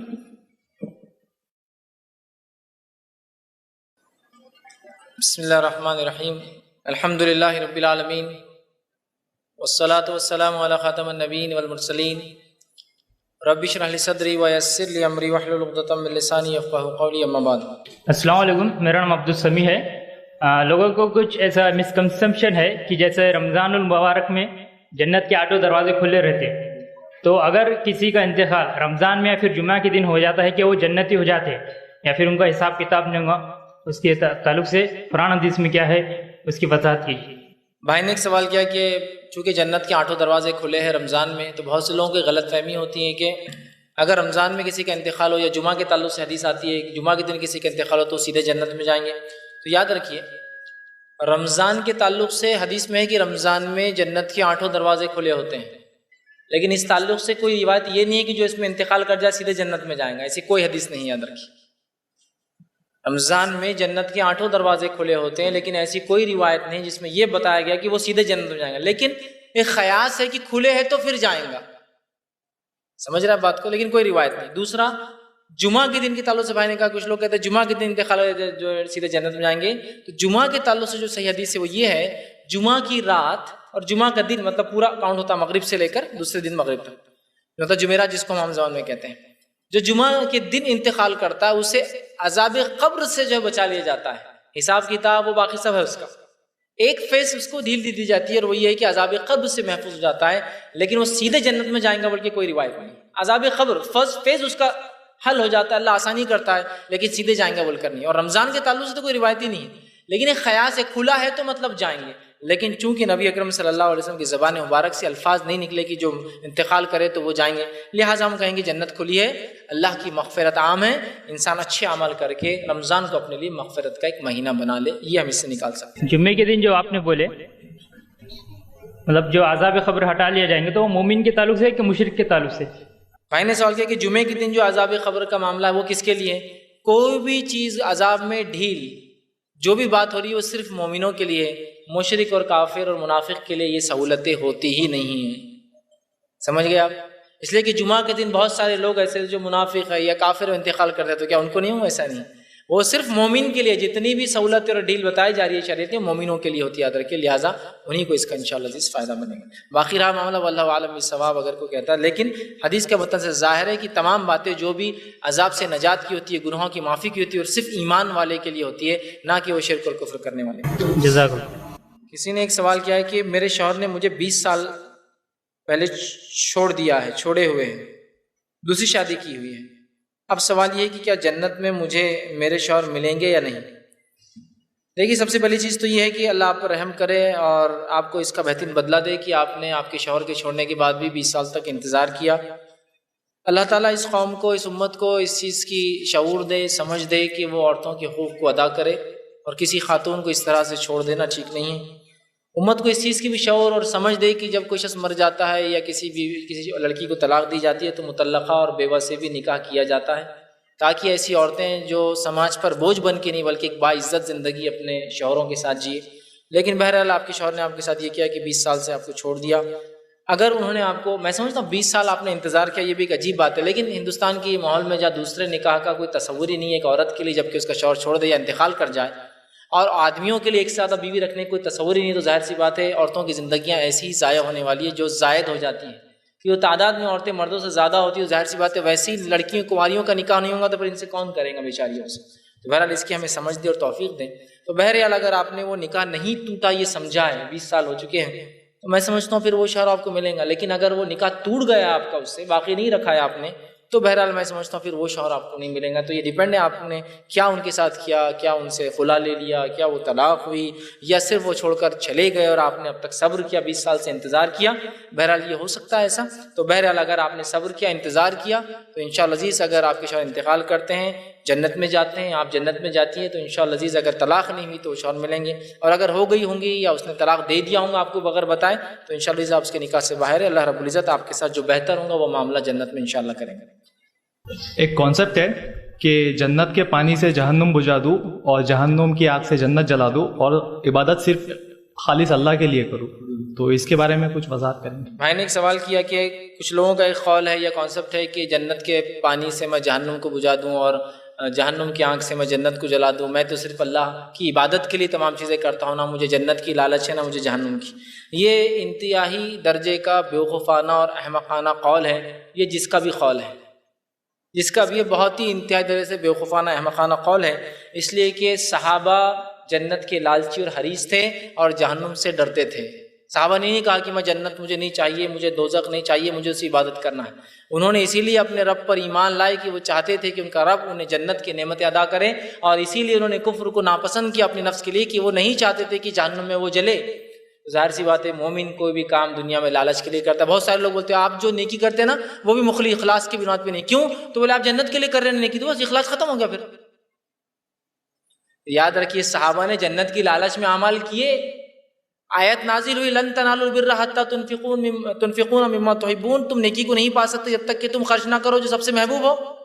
صحابی فوراً آ گئے کہ اللہ کے رسول جنت چاہیے تو میں یہ باغ اللہ کے راہ میں کرتا ہوں، یہ کہا کہ نہیں میں تو عبادت کے لیے صدقے کے لیے کر رہا ہوں، جنت ونت نہیں چاہیے مجھے، اور میں کچھ کیا نہ آیت اتری، نیکی کو نہیں پہنچ سکتے، آ کے باغ اپنا اللہ کے راہ میں خرچ کر دیا۔ تو بہرحال یہ ایسے اقوال میں نے بہت سارے لوگوں کے سنے ہیں، یہ بھی اقوال سنے ہیں میں نے کہ جنت و جہنم صرف ڈرانے کے لیے ہے، جہنم ڈرانے کے لیے، جنت سے منانے کے لیے۔ اللہ تعالیٰ غفور الرحیم ہے، سب کو معاف کرنے والا ہے۔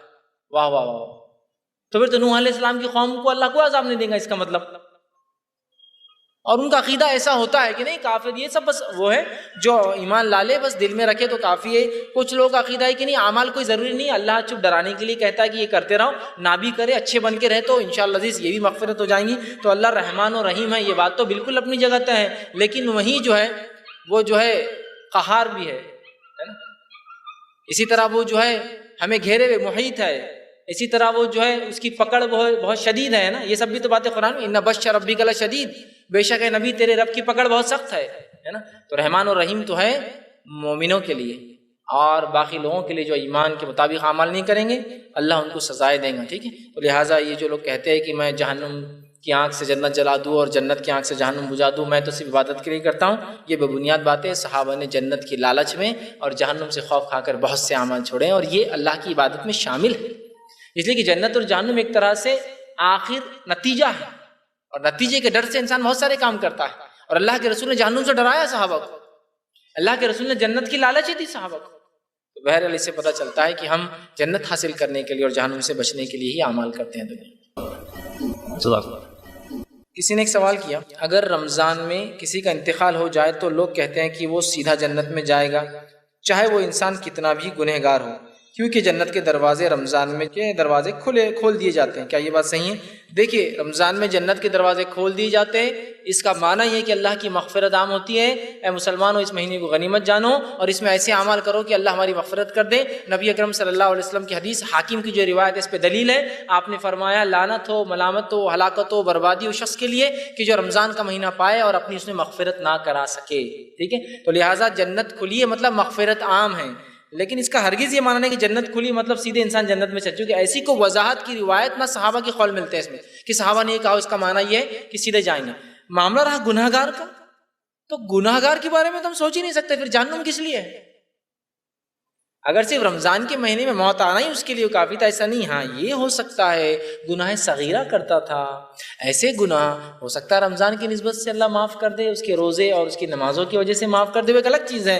لیکن یہ کہنا کہ گناہ گار مطلب کچھ بھی کرے، سود خور تھا، شرابی تھا، زانی تھا، جواری تھا، حرام خوری کرتا تھا، اور بس مردے کو ماشاءاللہ کیا مہینہ ملا مغفرت کا، رمضان چلے گئے، ایسا نہیں ہے میرے بھائی.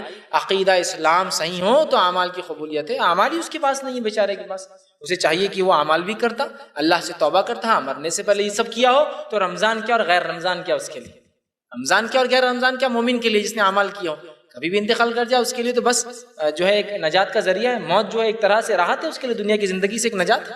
تو بہرحال گناہ گار کے لیے تو ظاہر سی بات ہے اگر صغائر ہے تو الگ بات ہے، لیکن کبیرہ ہے تو معافی یا جہنم کے بغیر اس کا حل نہیں ہے. اس کے بعد اللہ کی رحمت ہے، اللہ ہو سکتا ہے چاہے تو معاف کرے، چاہے تو پھر اللہ انسان کو جو ہے پکڑ اور گرفت کرے اس پر. ہمارا نام سید فیصل ہے.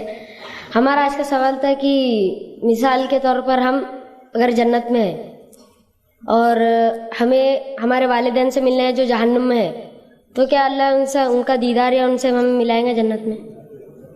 بھائی نے ایک سوال کیا کہ اگر کچھ لوگ جو جنتی ہے اور کچھ لوگ جہنمی ہیں تو کیا اللہ رب العزت اگر کوئی رشتہ دار کسی کا والدین ہو، رشتہ دار ہو، دوست ہو، بھائی ہو، کیا ان سے وہ ملاقات کر سکتے ہیں؟ تو دیکھیے قرآن میں ایک مکالمہ، ایک بات چیت کا ایک سیشن آتا ہے ایسا جہاں جنتی اپنے بارڈر پر اور جہنمی بارڈر پہ ایک دوسرے سے ڈسکشن ہوگا. لیکن ہم یہ نہیں جانتے کہ اللہ یہ ہمیشہ کے لیے ان کو چھوٹ دے گا کیا. یہ شاید ابتدائی دور میں جب جنتی جنت میں جائیں گے اور جہنم میں جائیں گے، ایک مکالمہ ہے، ایک ڈسکشن ہے، جب جنتی اپنی مسندوں پر ٹیک لگا کر بیٹھیں گے اور جہنمی سے پوچھیں گے کہ کیا ہوا تمہارے رب نے کیا کیا تمہارے ساتھ، کیا انبیاء کے وعدے کو پا لیا تم نے؟ جو انکار کرتے تھے، انبیاء بولتے تھے تمہیں جہنم ملیں گی، اور جب تم بولتے تھے دیکھا جائے گا ہوں گا، تو کیا پا لیا وہ جو تم امید کرتے تھے؟ ہو سکتا ہے وہ ان کے رشتہ دار ہو سکتا ہے ان کے دوست ہو سکتا ہے ان کے قرابت دار ہو سکتا ہے پڑوسی ہو سکتا ہے محلے والے ہوں. اتنی بات تو ملتی ہے، لیکن واللہ عالم ہم نہیں جانتے کہ اللہ کیا اس کے بعد میں سہولت دیں گا.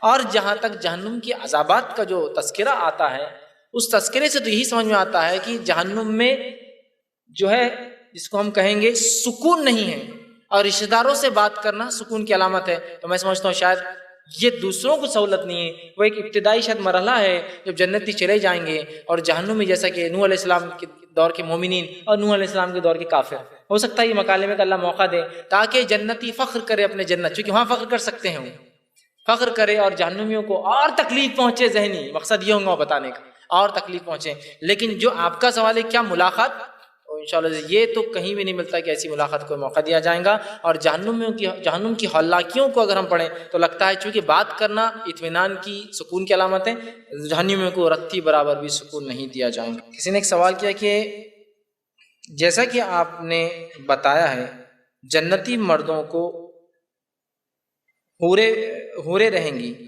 تو کیا ہم عورتوں کے لیے کوئی حورا رہیں گا؟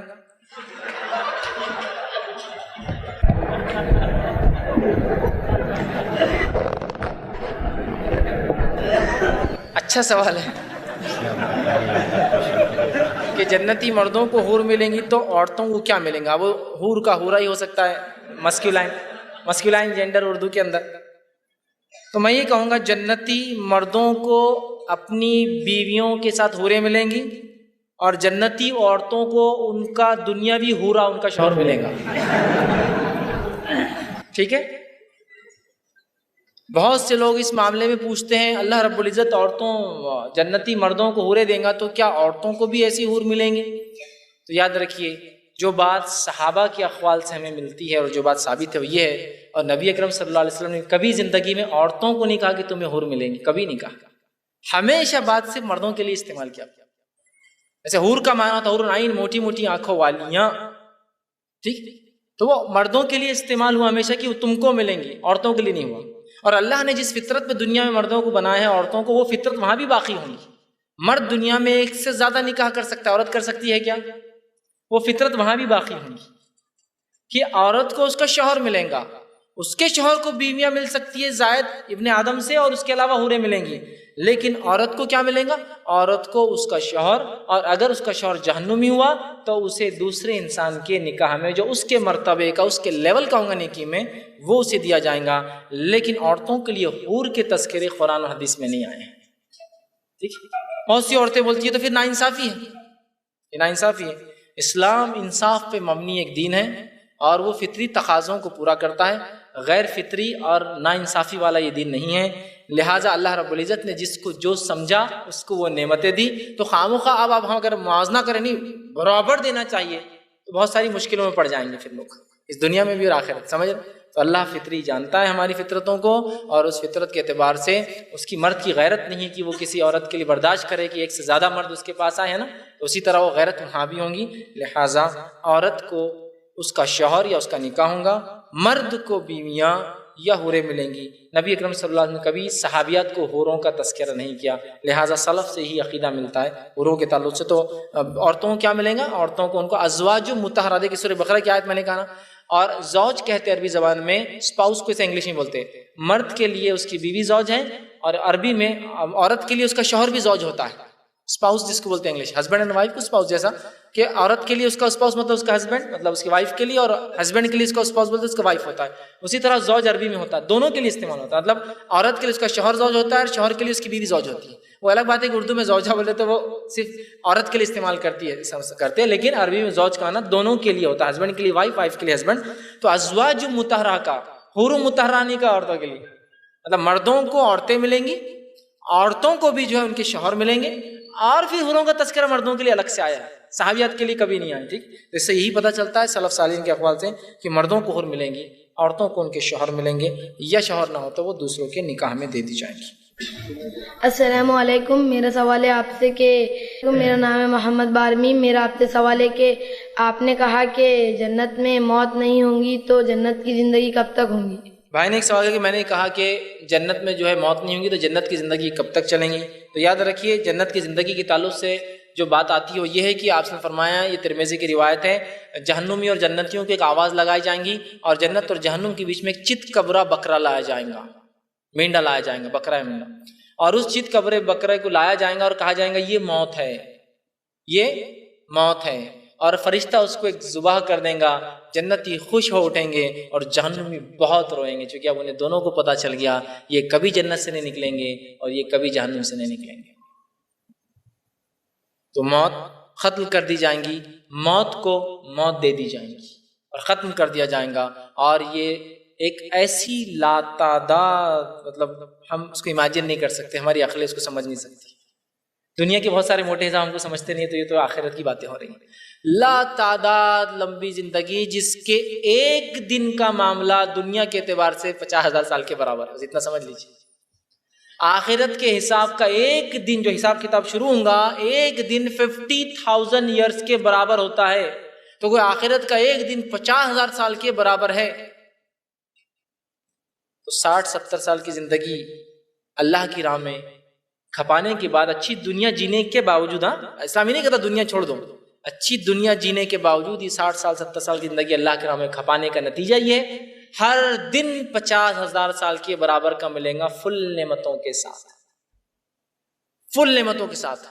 بہت سے لوگ بولتے ہیں یار دین نماز پڑھو، ابھی تو انجوائمنٹ کے دن ہے ہمارے، عیش کر رہے ہم لوگ. ارے تم لوگ جو ہے شراب خوری کر رہے، جوا کھیل رہے، فلاں کر رہے، عیش کر رہے ہم، ہے نا. نوجوان انجوائے بہت کرتے ہیں آج کل، انجوائے کر رہے ہیں. یہ حقہ، یہ سگریٹ، یہ نشے والی چیز ہے، یہ حرام ہے. یہ ابھی عیش کے دن ہے ہمارے، انجوائے کر رہے ہیں. اگر واقعی میں کہوں گا اگر عیش کرنا ہے نا، عیش ویسے عربی لفظ ہے، جو دل چاہا وہ مل گئے، عیشت راضیہ، ایسی عیش اللہ جنت میں کرائیں گا کہ تم راضی ہو جاؤ گے میری عیش سے. ایسی عیش، عیش مطلب جو دل چاہا وہ مل گیا. تو اگر حقیقی عیش کرنا ہے نا کسی کو، دنیا میں نہیں ہوتی ہے، وہ آخرت میں ہی ہو سکتی. یاد رکھیے آخرت میں ہی ہوں گی. مسندوں بیٹھ کر عیش کیجیے. اور دنیا میں عائش کیجئے اور جہنم کی تکلیفیں ہمیشہ برداشت کیجیے، چونکہ جہنم کا بھی تو ایک دن 50,000 سال کے ہی برابر ہے۔ تو وہ زندگی کتنی لمبی ہوں گی؟ وہ زندگی کبھی نہ ختم ہونے والی ہے۔ خالدین فیہا کا لفظ بار بار جنت کے تعلق سے جہنم کے تعلق سے آیا ہے۔ خالد یا خلد کہتے ہیں ہمیشہ ہمیشہ ہمیشہ کی، تو لہٰذا وہ زندگی کبھی نہ ختم ہونے والی، ہمیشہ چلنے والی ہے، جس کا ہر دن 50,000 سال کے برابر ہے۔ اب ایک تاجر، ایک بزنس مین، ایک موٹی عقل والا بھی بات کو سمجھ سکتا ہے۔ 60 سال کے مقابلے میں 50,000 سال کا ایک ایک دن کیا لینا ہے، ہماری اپنی چوائس ہے۔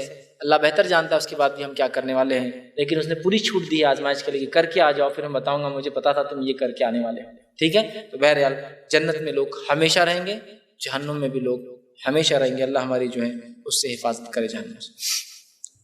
کسی نے ایک سوال کیا کہ اچھا اسی سے ریلیٹڈ تھا، میں سمجھتا ہوں، جنتی مردوں کو حوریں ملیں گی اور جو ان کی دنیا میں بیویاں ہوں گی تو کیا وہ ان حوروں سے جلن اور حسد محسوس کرے گی جس طرح دنیا میں عورتیں سوکنے حسد کرتی ہے اور مردوں کو حوریں مل رہی ہے تو عورتوں کے لیے کیا ہے؟ تو عورتوں کے لیے میں نے وضاحت کر دی، مردوں کو جو حوریں ملیں گی یا ابن آدم میں سے جن سے ان کے نکاح ہوں گے، ہر قسم کی برائی انسان سے نکل کے they will be perfect human being, وہ مکمل انسان بن جائیں گے، یاد رکھیے۔ تو ظاہر سی بات ہے کوئی حسد نہیں، کوئی کینہ نہیں، کوئی بغض نہیں، کوئی نفرت نہیں۔ اور روایت میں آتا ہے کہ جو خیمے ہوں گے، جن خیموں میں حوریں ہوں گی، جو گھر سے ہٹ کر بیویاں ہو سکتا گھر میں ہوں گی اور حوریں خیموں میں ہوں گی، تو حوریں اتنی ہوں گی انتظار کرتے رہیں گی، اور ایک حور سے دوسرے حور کا خیمہ بہت اتنا دور ہوا کہ وہ دیکھ بھی نہیں پائیں گے ادھر کیا معاملہ ہے، اور مرد جو ہے ان خیموں میں گھومتا رہے گا۔ مطلب ہر کسی کا ایک پرائیویٹ اپنا سیکشن ہے اور کسی کو نہیں پتا کہ مرد کہاں ہے کس کے پاس، پھر دور رہیں گے، اتنے دور ہے دوسرا کہ وہ دکھ نہیں سکتا وہاں کیا ہو رہا ہے۔ بہرحال وہاں کوئی حسد، کوئی جلن، کوئی سوکھانہ پن، کسی قسم کی برائی انسان میں نہیں ہوگی، نہ مردوں میں اور نہ ہی عورتوں میں۔ السلام علیکم، میرا نام عبداللہ بن ماضی ہے۔ میرا یہ سوال ہے کہ جنت میں بھی اولادیں ہوں گی؟ بھائی نے ایک سوال کیا، کیا انسان کو جنت میں اولادیں ہوں گی؟ تو یاد رکھیے انسان جنت میں نکاح والا عمل تو کرے گا لیکن اسے کوئی اولاد نہیں ہوں گی، یاد رکھیے، ٹھیک ہے؟ انسان جنت میں نکاح والا عمل کرے گا لیکن اسے کوئی اولادیں پیدا نہیں ہوں گی، اس لیے کہ جنت میں کسی قسم کی جو ہے انسان میں غلاظت نہیں ہوں گی، یاد رکھیے۔ اور ظاہر سی بات ہے اگر اولاد ہوں گی تو پھر تمام وہ چیزیں ہوتی ہے عورت کے ساتھ، ظاہر سی بات ہے غلاظت نہیں ہوں گی تو نہ حیض ہے، نہ نفاس ہے، نہ اولاد کی پیدائش ہے، نہ ناک میں کچھ ہے، نہ کان میں میل ہوگا، نہ جسم میں کوئی بدبو آئیں گی، کسی بھی ازواج مطہرہ کے اندر ہر قسم سے 100% پاکی جس کو ہم کہہ سکتے وہ ہوں گا۔ تو لہٰذا جنت میں اولادیں پیدا نہیں ہوں گی، اس لیے کہ وہاں نکاح والا عمل تو ہوگا لیکن اولادوں کا سلسلہ وہاں نہیں رہے گا۔ کسی نے ایک سوال کیا کہ دنیا میں جو انار ہم کھاتے ہیں تو کیا پورا ایک انار کھاؤ بولتے ہیں لوگ، کیونکہ اس کے اندر ایک دانہ جنت کے انار کے دانوں میں سے رہتا ہے، تو کیا یہ صحیح ہے؟ میں نے آج تک کبھی بھی انار کے فضائل نہیں پڑھے کہ اس کی فضیلت میں یہ بات آئی ہو کہ اس میں ایک جنت کا دانہ ہوتا ہے بول کر، میں نے کبھی ایسے کوئی فضائل انار کے تعلق سے نہیں پڑھے، لہٰذا اس بات پہ میں کوئی کمنٹ نہیں کر سکتا ہوں، اس لیے کہ بہت ساری باتیں لوگ ایسی ہوتی ہیں جو بنا لیتے ہیں، اور کھانے پینے کے معاملے میں تو اللہ رحم کرے، کھانے پینے اور جنازہ اس کے معاملے میں تو بڑے مفتی فیل ہو جاتے ہیں، یہ تو پبلک کو ان سے زیادہ معلوم رہتا ہے۔ یہاں نماز کو نہیں آیا، جنازے کی نماز میں نا، فرض نماز میں، لیکن جنازے کو تکفیر اٹھاؤ بازو کرو، یہ اٹھاؤ، یہ ڈالو، وہ کرو، تو مفتی صاحب بولتے خاموش بیٹھ جا، کرنے تو جو کر رہا۔ کھانے اور جنازے کے معاملے میں دیکھیے آپ، کھانے سے پہلے میٹھا کھانا سنت ہے، کھانے کے بعد میٹھا کھانا سنت ہے، صحابہ 3 دن بھوکے رہ رہے اور یہ میٹھا سنت ہے بولتے ہیں، بھوکے ہیں اور روٹیاں بھگا کے کھا رہے ہیں، 3 پتھر باندھ رہے ہیں اور میٹھا کھانا سنت ہے۔ ہاں میٹھا بھی انسان کھا سکتا ہے اگر میٹھا ہی ہو تو، لیکن بولے کھانے سے پہلے تھوڑا کھانا سنت ہے، کھانے کے بعد باقی کھانا سنت ہے۔ کھانے پینے کے لوازمات تو الحمدللہ بہت ہم نے سب جان لی، باقی دیگر مسائل میں ہم کو مت بولو، آنکھ بند ہے ہماری، ہم دوسروں کے پیچھے ہیں۔ بہرحال میں نہیں جانتا انار کی ایسی کوئی فضیلت۔ کیلوں کے تعلق سے بھی لوگ کہتے ہیں کیلا جو ہے فلاں ہے، کوئی ایک نبی تھے ان کے دانت ٹوٹ گئے تو آیا تھا، واللہ عالم، میں نہیں جانتا اس کے تعلق سے۔ اسی طرح اور بھی بہت سارے میوے، حلووں کے تعلق سے آتا ہے کہ کسی کے دانت ٹوٹ گئے تو حلوہ آیا گیا، واللہ عالم، میں نہیں جانتا آسمان سے حلوہ آیا، واللہ۔ یہ کھانے پینے کے معاملے میں میں کہتا ہوں یہ فضائل انار کے میں نے کبھی نہیں پڑھی، لہٰذا واللہ عالم، میں اس کے بارے میں نہیں جانتا۔ السلام علیکم ورحمۃ اللہ وبرکاتہ۔ ہمارا سوال یہ ہے کہ آپ نے آخری وقت بعد میں یہ کہا کہ کوئی شخص یہ نہیں کہہ سکتا کہ یہ جنتی ہے یا جہنمی، لیکن حدیث میں آتا ہے کہ اللہ کے نبی فرما رہے کہ 10 صحابہ کو عشرہ مبشرہ میں جنت کی خوشخبری دے رہے. اور ایک حدیث میں آتا ہے کہ اللہ کے نبی ایک خبر پر گزرے تو ایک شخص کو کہہ رہے کہ جہنم میں، تو اسے عذاب ہو رہا ہے پیشاب کے خطوں کی وجہ سے. تو اس کی وضاحت کیجیے. بھائی نے ایک سوال ہے کہ میں نے کہا اپنی تقریر میں کہ کسی کو ہم جنتی جہنم نہیں کہہ سکتے، جبکہ حدیث میں تذکرے آتے ہیں عشرہ مبشرہ کے اور بہت سارے صحابہ کے، پھر خبر کے. دیکھیے میں نے اس میں اس کی وضاحت کی تھی لیکن بہت شارٹ جلدی میں نے کہا تھا، جن لوگوں کو قرآن اور حدیث نے جنتی یا جہنمی نہیں کہا، ہم کسی کو بھی جنتی اور جہنمی نہیں کہیں گے. تو قرآن نے کہا فرعون جہنمی ہے تو ہم کہیں گے فرعون جہنمی. قارون کو زمین میں دبا دیا، قارون زمین میں دھس رہا ہے. رسول اللہ نے فرمایا 2 لوگوں خبر کا عذاب ہو رہا ہے، خبر کا عذاب ہو رہا ہے. عشرہ مبشرہ سے کہا تم جنتی ہو، وہ جنتی ہے. بدر والوں کی فضیلت بتائی، ان کے ساتھ وہ ہوں گا. فلاں لشکر کے بارے میں کہا کہ جو لڑیں گا وہ مغفور ہوں گا، وہ تو ہے. قرآن حدیث نے جس کو بتا دیا وہ تو ہے، لیکن اس کے علاوہ ہم کسی کو آئیڈینٹیفائی کر کے یہ نہیں بول سکتے کہ فلاں بن فلاں جنتی ہے اور فلاں بن فلاں جہنمی ہے، قرآن حدیث کو چھوڑ کر. ٹھیک ہے، تو لہٰذا قرآن حدیث کے علاوہ میں نہیں کہا، لیکن بہت میں نے سرسری طور سے جلدی میں کہا تھا، ہو سکتا ہے آپ نے نہیں سنا. تو میں نے یہ کہا تھا قرآن حدیث میں جس کی وضاحت آ گئی وہ ہے. اس کے بعد کبھی صحابہ نے بھی کسی کو جنتی اور جہنمی نہیں کہا. اس کے بعد تابعین تبع تابعین سے بھی ایسا کوئی عمل ثابت نہیں کہ انہوں نے پہلے بتا دیا کہ جنتی اور جہنمی ہے. لہٰذا ہم ہمیشہ مومنوں کے بارے میں اچھائی کا گمان کریں گے، اللہ ان کو جنت میں داخل کرے، اور ہمیشہ لوگوں کے لیے مغفرت کی اور اپنے لیے دعا کرتے رہیں گے اللہ ہمیں اور دوسروں کو جو ہے معاف کرے. کسی نے ایک سوال کیا، برے کام کرنے پر ان کو جب ٹوکا جاتا ہے تو کہتے ہیں کہ جہنم کے بعد آخر میں جنت تو جائیں گے نا. کسی نے سوال کیا کہ کچھ لوگ ہوتے ہیں جب ان کو جہنم سے ٹوکا جاتا ہے تو وہ کہتے ہیں کہ نہیں ایک وقت بھگتنے کے بعد جانا ہی ہے نا ہم کو. یاد رکھیے اس بات کو، یہودیوں کو یہی زعم تھا، ان کو یہ زعم تھا، یہودی یہ کہتے تھے کہ جہنم پہ جو فرشتے تعینات جو پھینکیں گے وہ 19 ہے ان کی تعداد. کتنی؟ قرآن نے کہا 19 ہے. جہنم میں جو دھکا دیں گے فرشتے 19 ہے ان کی تعداد. تو یہودیوں نے کہا 19 ہے، وہ لڑیں گے ہم ان سے، وہاں ہٹا ڈالیں گے ان کو، نکل کے چل جائیں گے جنت. تکبر دیکھیے ان کا. ایک عقیدہ یہودیوں کا یہ بھی تھا کہ ہم چونکہ اولاد نبی سے ہے، بنی اسرائیل میں کم و بیش 1000 کی تعداد میں، کچھ نہیں تو لکھا 2000 کی تعداد میں انبیاء آئے.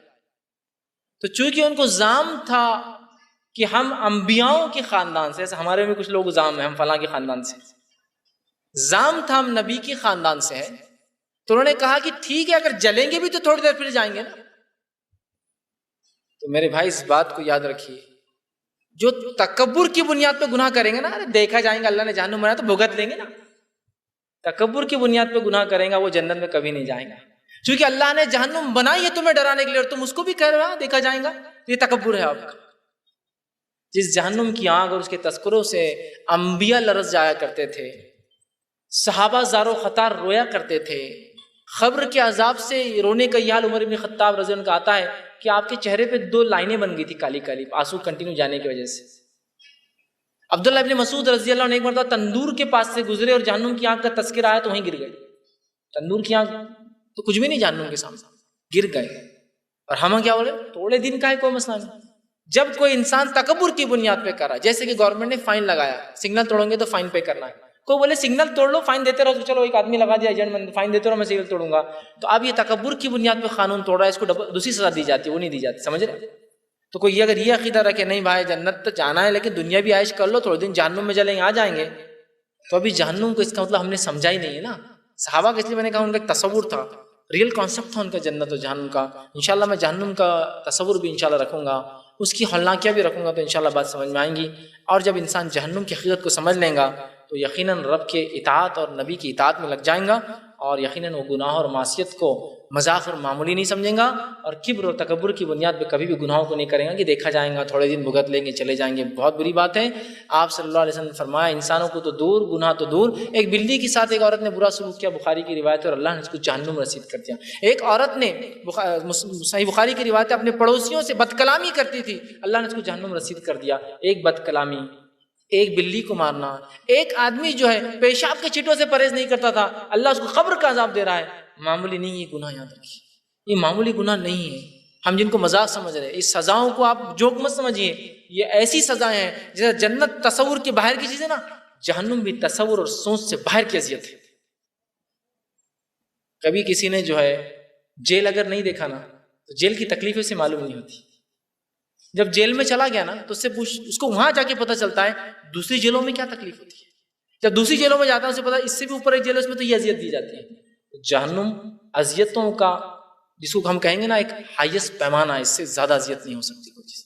کوئی بھی انسان یہ نہ کہے کہ ہاں تھوڑے دن تو بس گناہ ہے, ٹھیک ہے تھوڑے دن بھگتیں گے جائیں گے.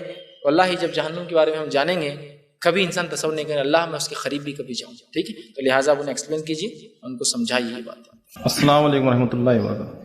میں سید ناصر علی پوسط سے. آج میرا سوال یہ ہے کہ آج ہمارے گھر کی جو عورتیں ہیں صرف نماز پڑھتی ہیں اور قرآن پڑھتی ہیں اور اپنے بچوں کے لیے جو کرتی ہیں, تو کیا صرف اسی سے جنت پہ چلی جائیں یا ان کے لیے اور کچھ کرنا پڑے گا؟ بھائی نے ایک سوال کیا کہ جو آج عورتیں ہیں نماز پڑھتی گھر میں, قرآن پڑھتی ہیں اور اس کے علاوہ بچوں کی تربیت کرتی ہے, کیا ان کو اس سے زائد بھی کچھ کرنا ہے کہ جنت میں جانے کے لیے؟ دیکھیے وہ جو حدیث ہے جو میں نے رکھی تھی, جو عورت کے لیے کہا کہ آٹھوں دروازے کھلیں گے, حدیث کا معاملہ ایسا تھا, ایک صحابی آئی اور کہا اللہ کے رسول صلی اللہ علیہ وسلم ہم عورتوں کے لیے کیوں نہیں آپ جہاد فرض کرتے تاکہ ہم بھی اللہ کی راہ میں لڑے. اور جہاد مانا ہوتا ہے حق کی راہ میں لڑنا, حق کے لیے لڑنا. تو کہا ہم بھی رہے, اس لیے کہ یہ مرد تو دیکھیے نماز بھی پڑھتے ہیں, نماز بھی پڑھتے ہیں, روزہ بھی رکھتے ہیں, زکوٰۃ دیتے ہیں, حج کو جاتے ہیں, جہاد کرتے ہیں, بڑے ثواب کما لیتے ہیں. تو آپ صلی اللہ علیہ وسلم نے اس تعلق سے بھی ان کو فرمایا کہ عورت کے لیے یہ کافی ہے کہ وہ نماز پڑھ لے, فرض روزے رکھے اور شوہر کی اطاعت کرے, تو انشاءاللہ وہ آٹھوں میں سے جو دروازے میں جانا چاہیں گی چلے جائیں گی. تو یہ حدیث سے محدثین اس کی شرح میں لکھتے ہیں یہی پتہ چلتا ہے کہ وہ صحیح اسلامی عقیدے پر ہو. اس عقیدے کے بعد کم از کم چیزیں ہیں, یہ زیادہ سے زیادہ نہیں ہے نا. تو کوئی عورت سوچے دیکھو کتنی اچھی بات فیض بھائی نے بول دیا, اور نماز روزہ کرنے کا اور شوہر کی بات سننے کی باقی سب غائب. This was the minimum criteria. میں نے سب سے کم کرائٹیریا, سورہ عصر میں کرائٹیریا ہے جہنم سے بچنے کا, کرائٹیریا ہے, اصول ہے کہ جہنم سے بچنا ہے تو کیا کرنا ہوگا. والا قسم زمانے کی ان الانسان لفی خسر, ساری کے ساری انسان جہنم میں جائیں گے. کن لوگوں کو چھوڑ کر؟ سوائے وہ لوگوں کے جو ایمان لائے, الذین آمنوا وعملوا الصالحات, نیک کام کرے, وتواصوا بالحق, حق کی تلقی نصیحت وصیت کرے, وتواصوا بالصبر, صبر کی تلقی نصیحت اور وصیت کرے. یہ منیمم کرائٹیریا ہے نا. تو منیمم ایک عورت کو کیا کرنا ہے تاکہ جنت کی مستحق بنے؟ نماز اپنی فرض پڑھے, اس کے بعد وہ جو ہے روزہ رکھے اور شوہر کی اطاعت گزار بنے. ہو گیا. اس کے بعد کون سا انسان ہے جو درجے بلند نہیں چاہتا ہے؟ میں آپ سے ایک سوال کرتا ہوں, دنیا کے معاملے میں سوال کرتا ہوں, اگر ایک کار ہم نے لی اور صرف باڈی مطلب چیسس, انجن اور سیٹ ہے تو کار چلتی نا؟ چلتی نہیں چلتی؟ نہیں. اس کو اگر ونڈ شیلڈ مطلب ونڈو ہو تو اچھا ہے, ونڈو پہ اگر گلاس پہ وہ اسپیشل اگر فلم چڑھی ہو تو اچھا ہے, ہارن ذرا اچھا رہا تو اچھا ہے, کلر اچھا رہا تو اچھا ہے. مطلب ہم ہر چیز کو کمپلیشن کی طرف جاتے ہیں. ایک گھر پہ چھت ہو, اس کو دیواریں اور دروازے ہو, کلر نہ ہو, پلاسٹر نہ ہو, فرشی نہ ہو, تو بھی زندگی گزرتی ہے نا. لیکن ہر بار اپڈیٹ کرتے ہیں, پلاسٹر, فرشی اچھی, یہ صوفے, کلر, انسان اچھا جاتا ہے. تو یہ تو منیمم بتایا جا رہا ہے نا حدیث میں, ورنہ اس کو عورتیں میگزین نہ لے لے کہ آج تو پتہ چل کے بہت آسان باتیں, خام و خام محنت کر رہے تھے, اولاد کی تربیت کر رہے تھے, دینی درس لے رہے تھے, لوگوں کو سکھا رہے تھے. نہیں, یہ سب ہر آدمی نیکیوں میں اضافہ اور سبقت چاہتا ہے, یاد رکھیے. تو کیوں ہم چاہتے کہ جنت میں ہم نیچے مقام پر ہیں, کیوں نہیں مقام اپنے بڑھایا جائے؟ تو لہٰذا وہ منیمم کرائٹیریا تھا, ایک عورت کم از کم یہ کرے, زیادہ سے زیادہ اس کو بہت سارے کام کرنا ہے, اولاد کی تربیت کرنا ہے, انہیں جو ہے بہت ساری چیزیں تربیت میں شامل ہے جس سے وہ اولاد جو ہے دیندار بنے, وہ کرنا ہے. ماحول کے اندر اگر اللہ نے صلاحیت دی بولنے کی تو امر بالمعروف نہی عن المنکر کا کام کرنا ہے, شوہر کی اجازت کے ساتھ ہی سب ہوگا, یاد رکھیے. اس کے بعد جو ہے بہت سارے کام یاد رکھیے. عورتوں کا شعبہ اتنا خالی ہے ہمارے پاس, کسی کو امتحان اتنا خالی ہے آج. اور یاد رکھیے کسی بھی قوم کی عورتوں کا بگاڑ اس قوم کا بگاڑ ہے, اور کسی بھی عورتوں کی قوم کا سدھار اس قوم کا سدھار ہے. اس لیے کہ عورت جب سدھرتی ہے تو ایک فرد نہیں سدھرتا ہے, عورت جب سدھرتی ہے ایک خاندان سدھرتا ہے. علی بن ابی طالب رضی اللہ عنہ فرمایا کرتے تھے کہ عورت 4 مردوں کو جنت لے جا سکتی ہے اور 4 مردوں کو جہنم لے جا سکتی ہے. کہ تو اس سے ڈائریکٹ ریلیشن ہوتا ہے ان چاروں کا. پہلا اس کا والد, دوسرا اس کا بھائی, تیسرا اس کا شوہر, چوتھا اس کا بیٹا. ڈائریکٹ کانٹیکٹ میں ہے. 4 کو چاہے تو جنت, 4 کو جہنم. مطلب وہ وصیت کر کے, نصیحت کرتے, واز کر کے, اچھائی کا حکم دے کے, برائی سے روک کر سکتی ہے. لیکن وہ اگر نہیں کرے تو پھر یہی شوہر اس کی باتوں میں سن کے ماں باپ کو چھوڑ دیتا ہے, یہی باپ بیٹی کی باتوں میں آ کر اپنی بہو سے جھگڑا کر لیتا ہے, یہی بہن جو ہے بھائی کو بھگا کر بھابھی سے جھگڑا کرا دیتی ہے نا.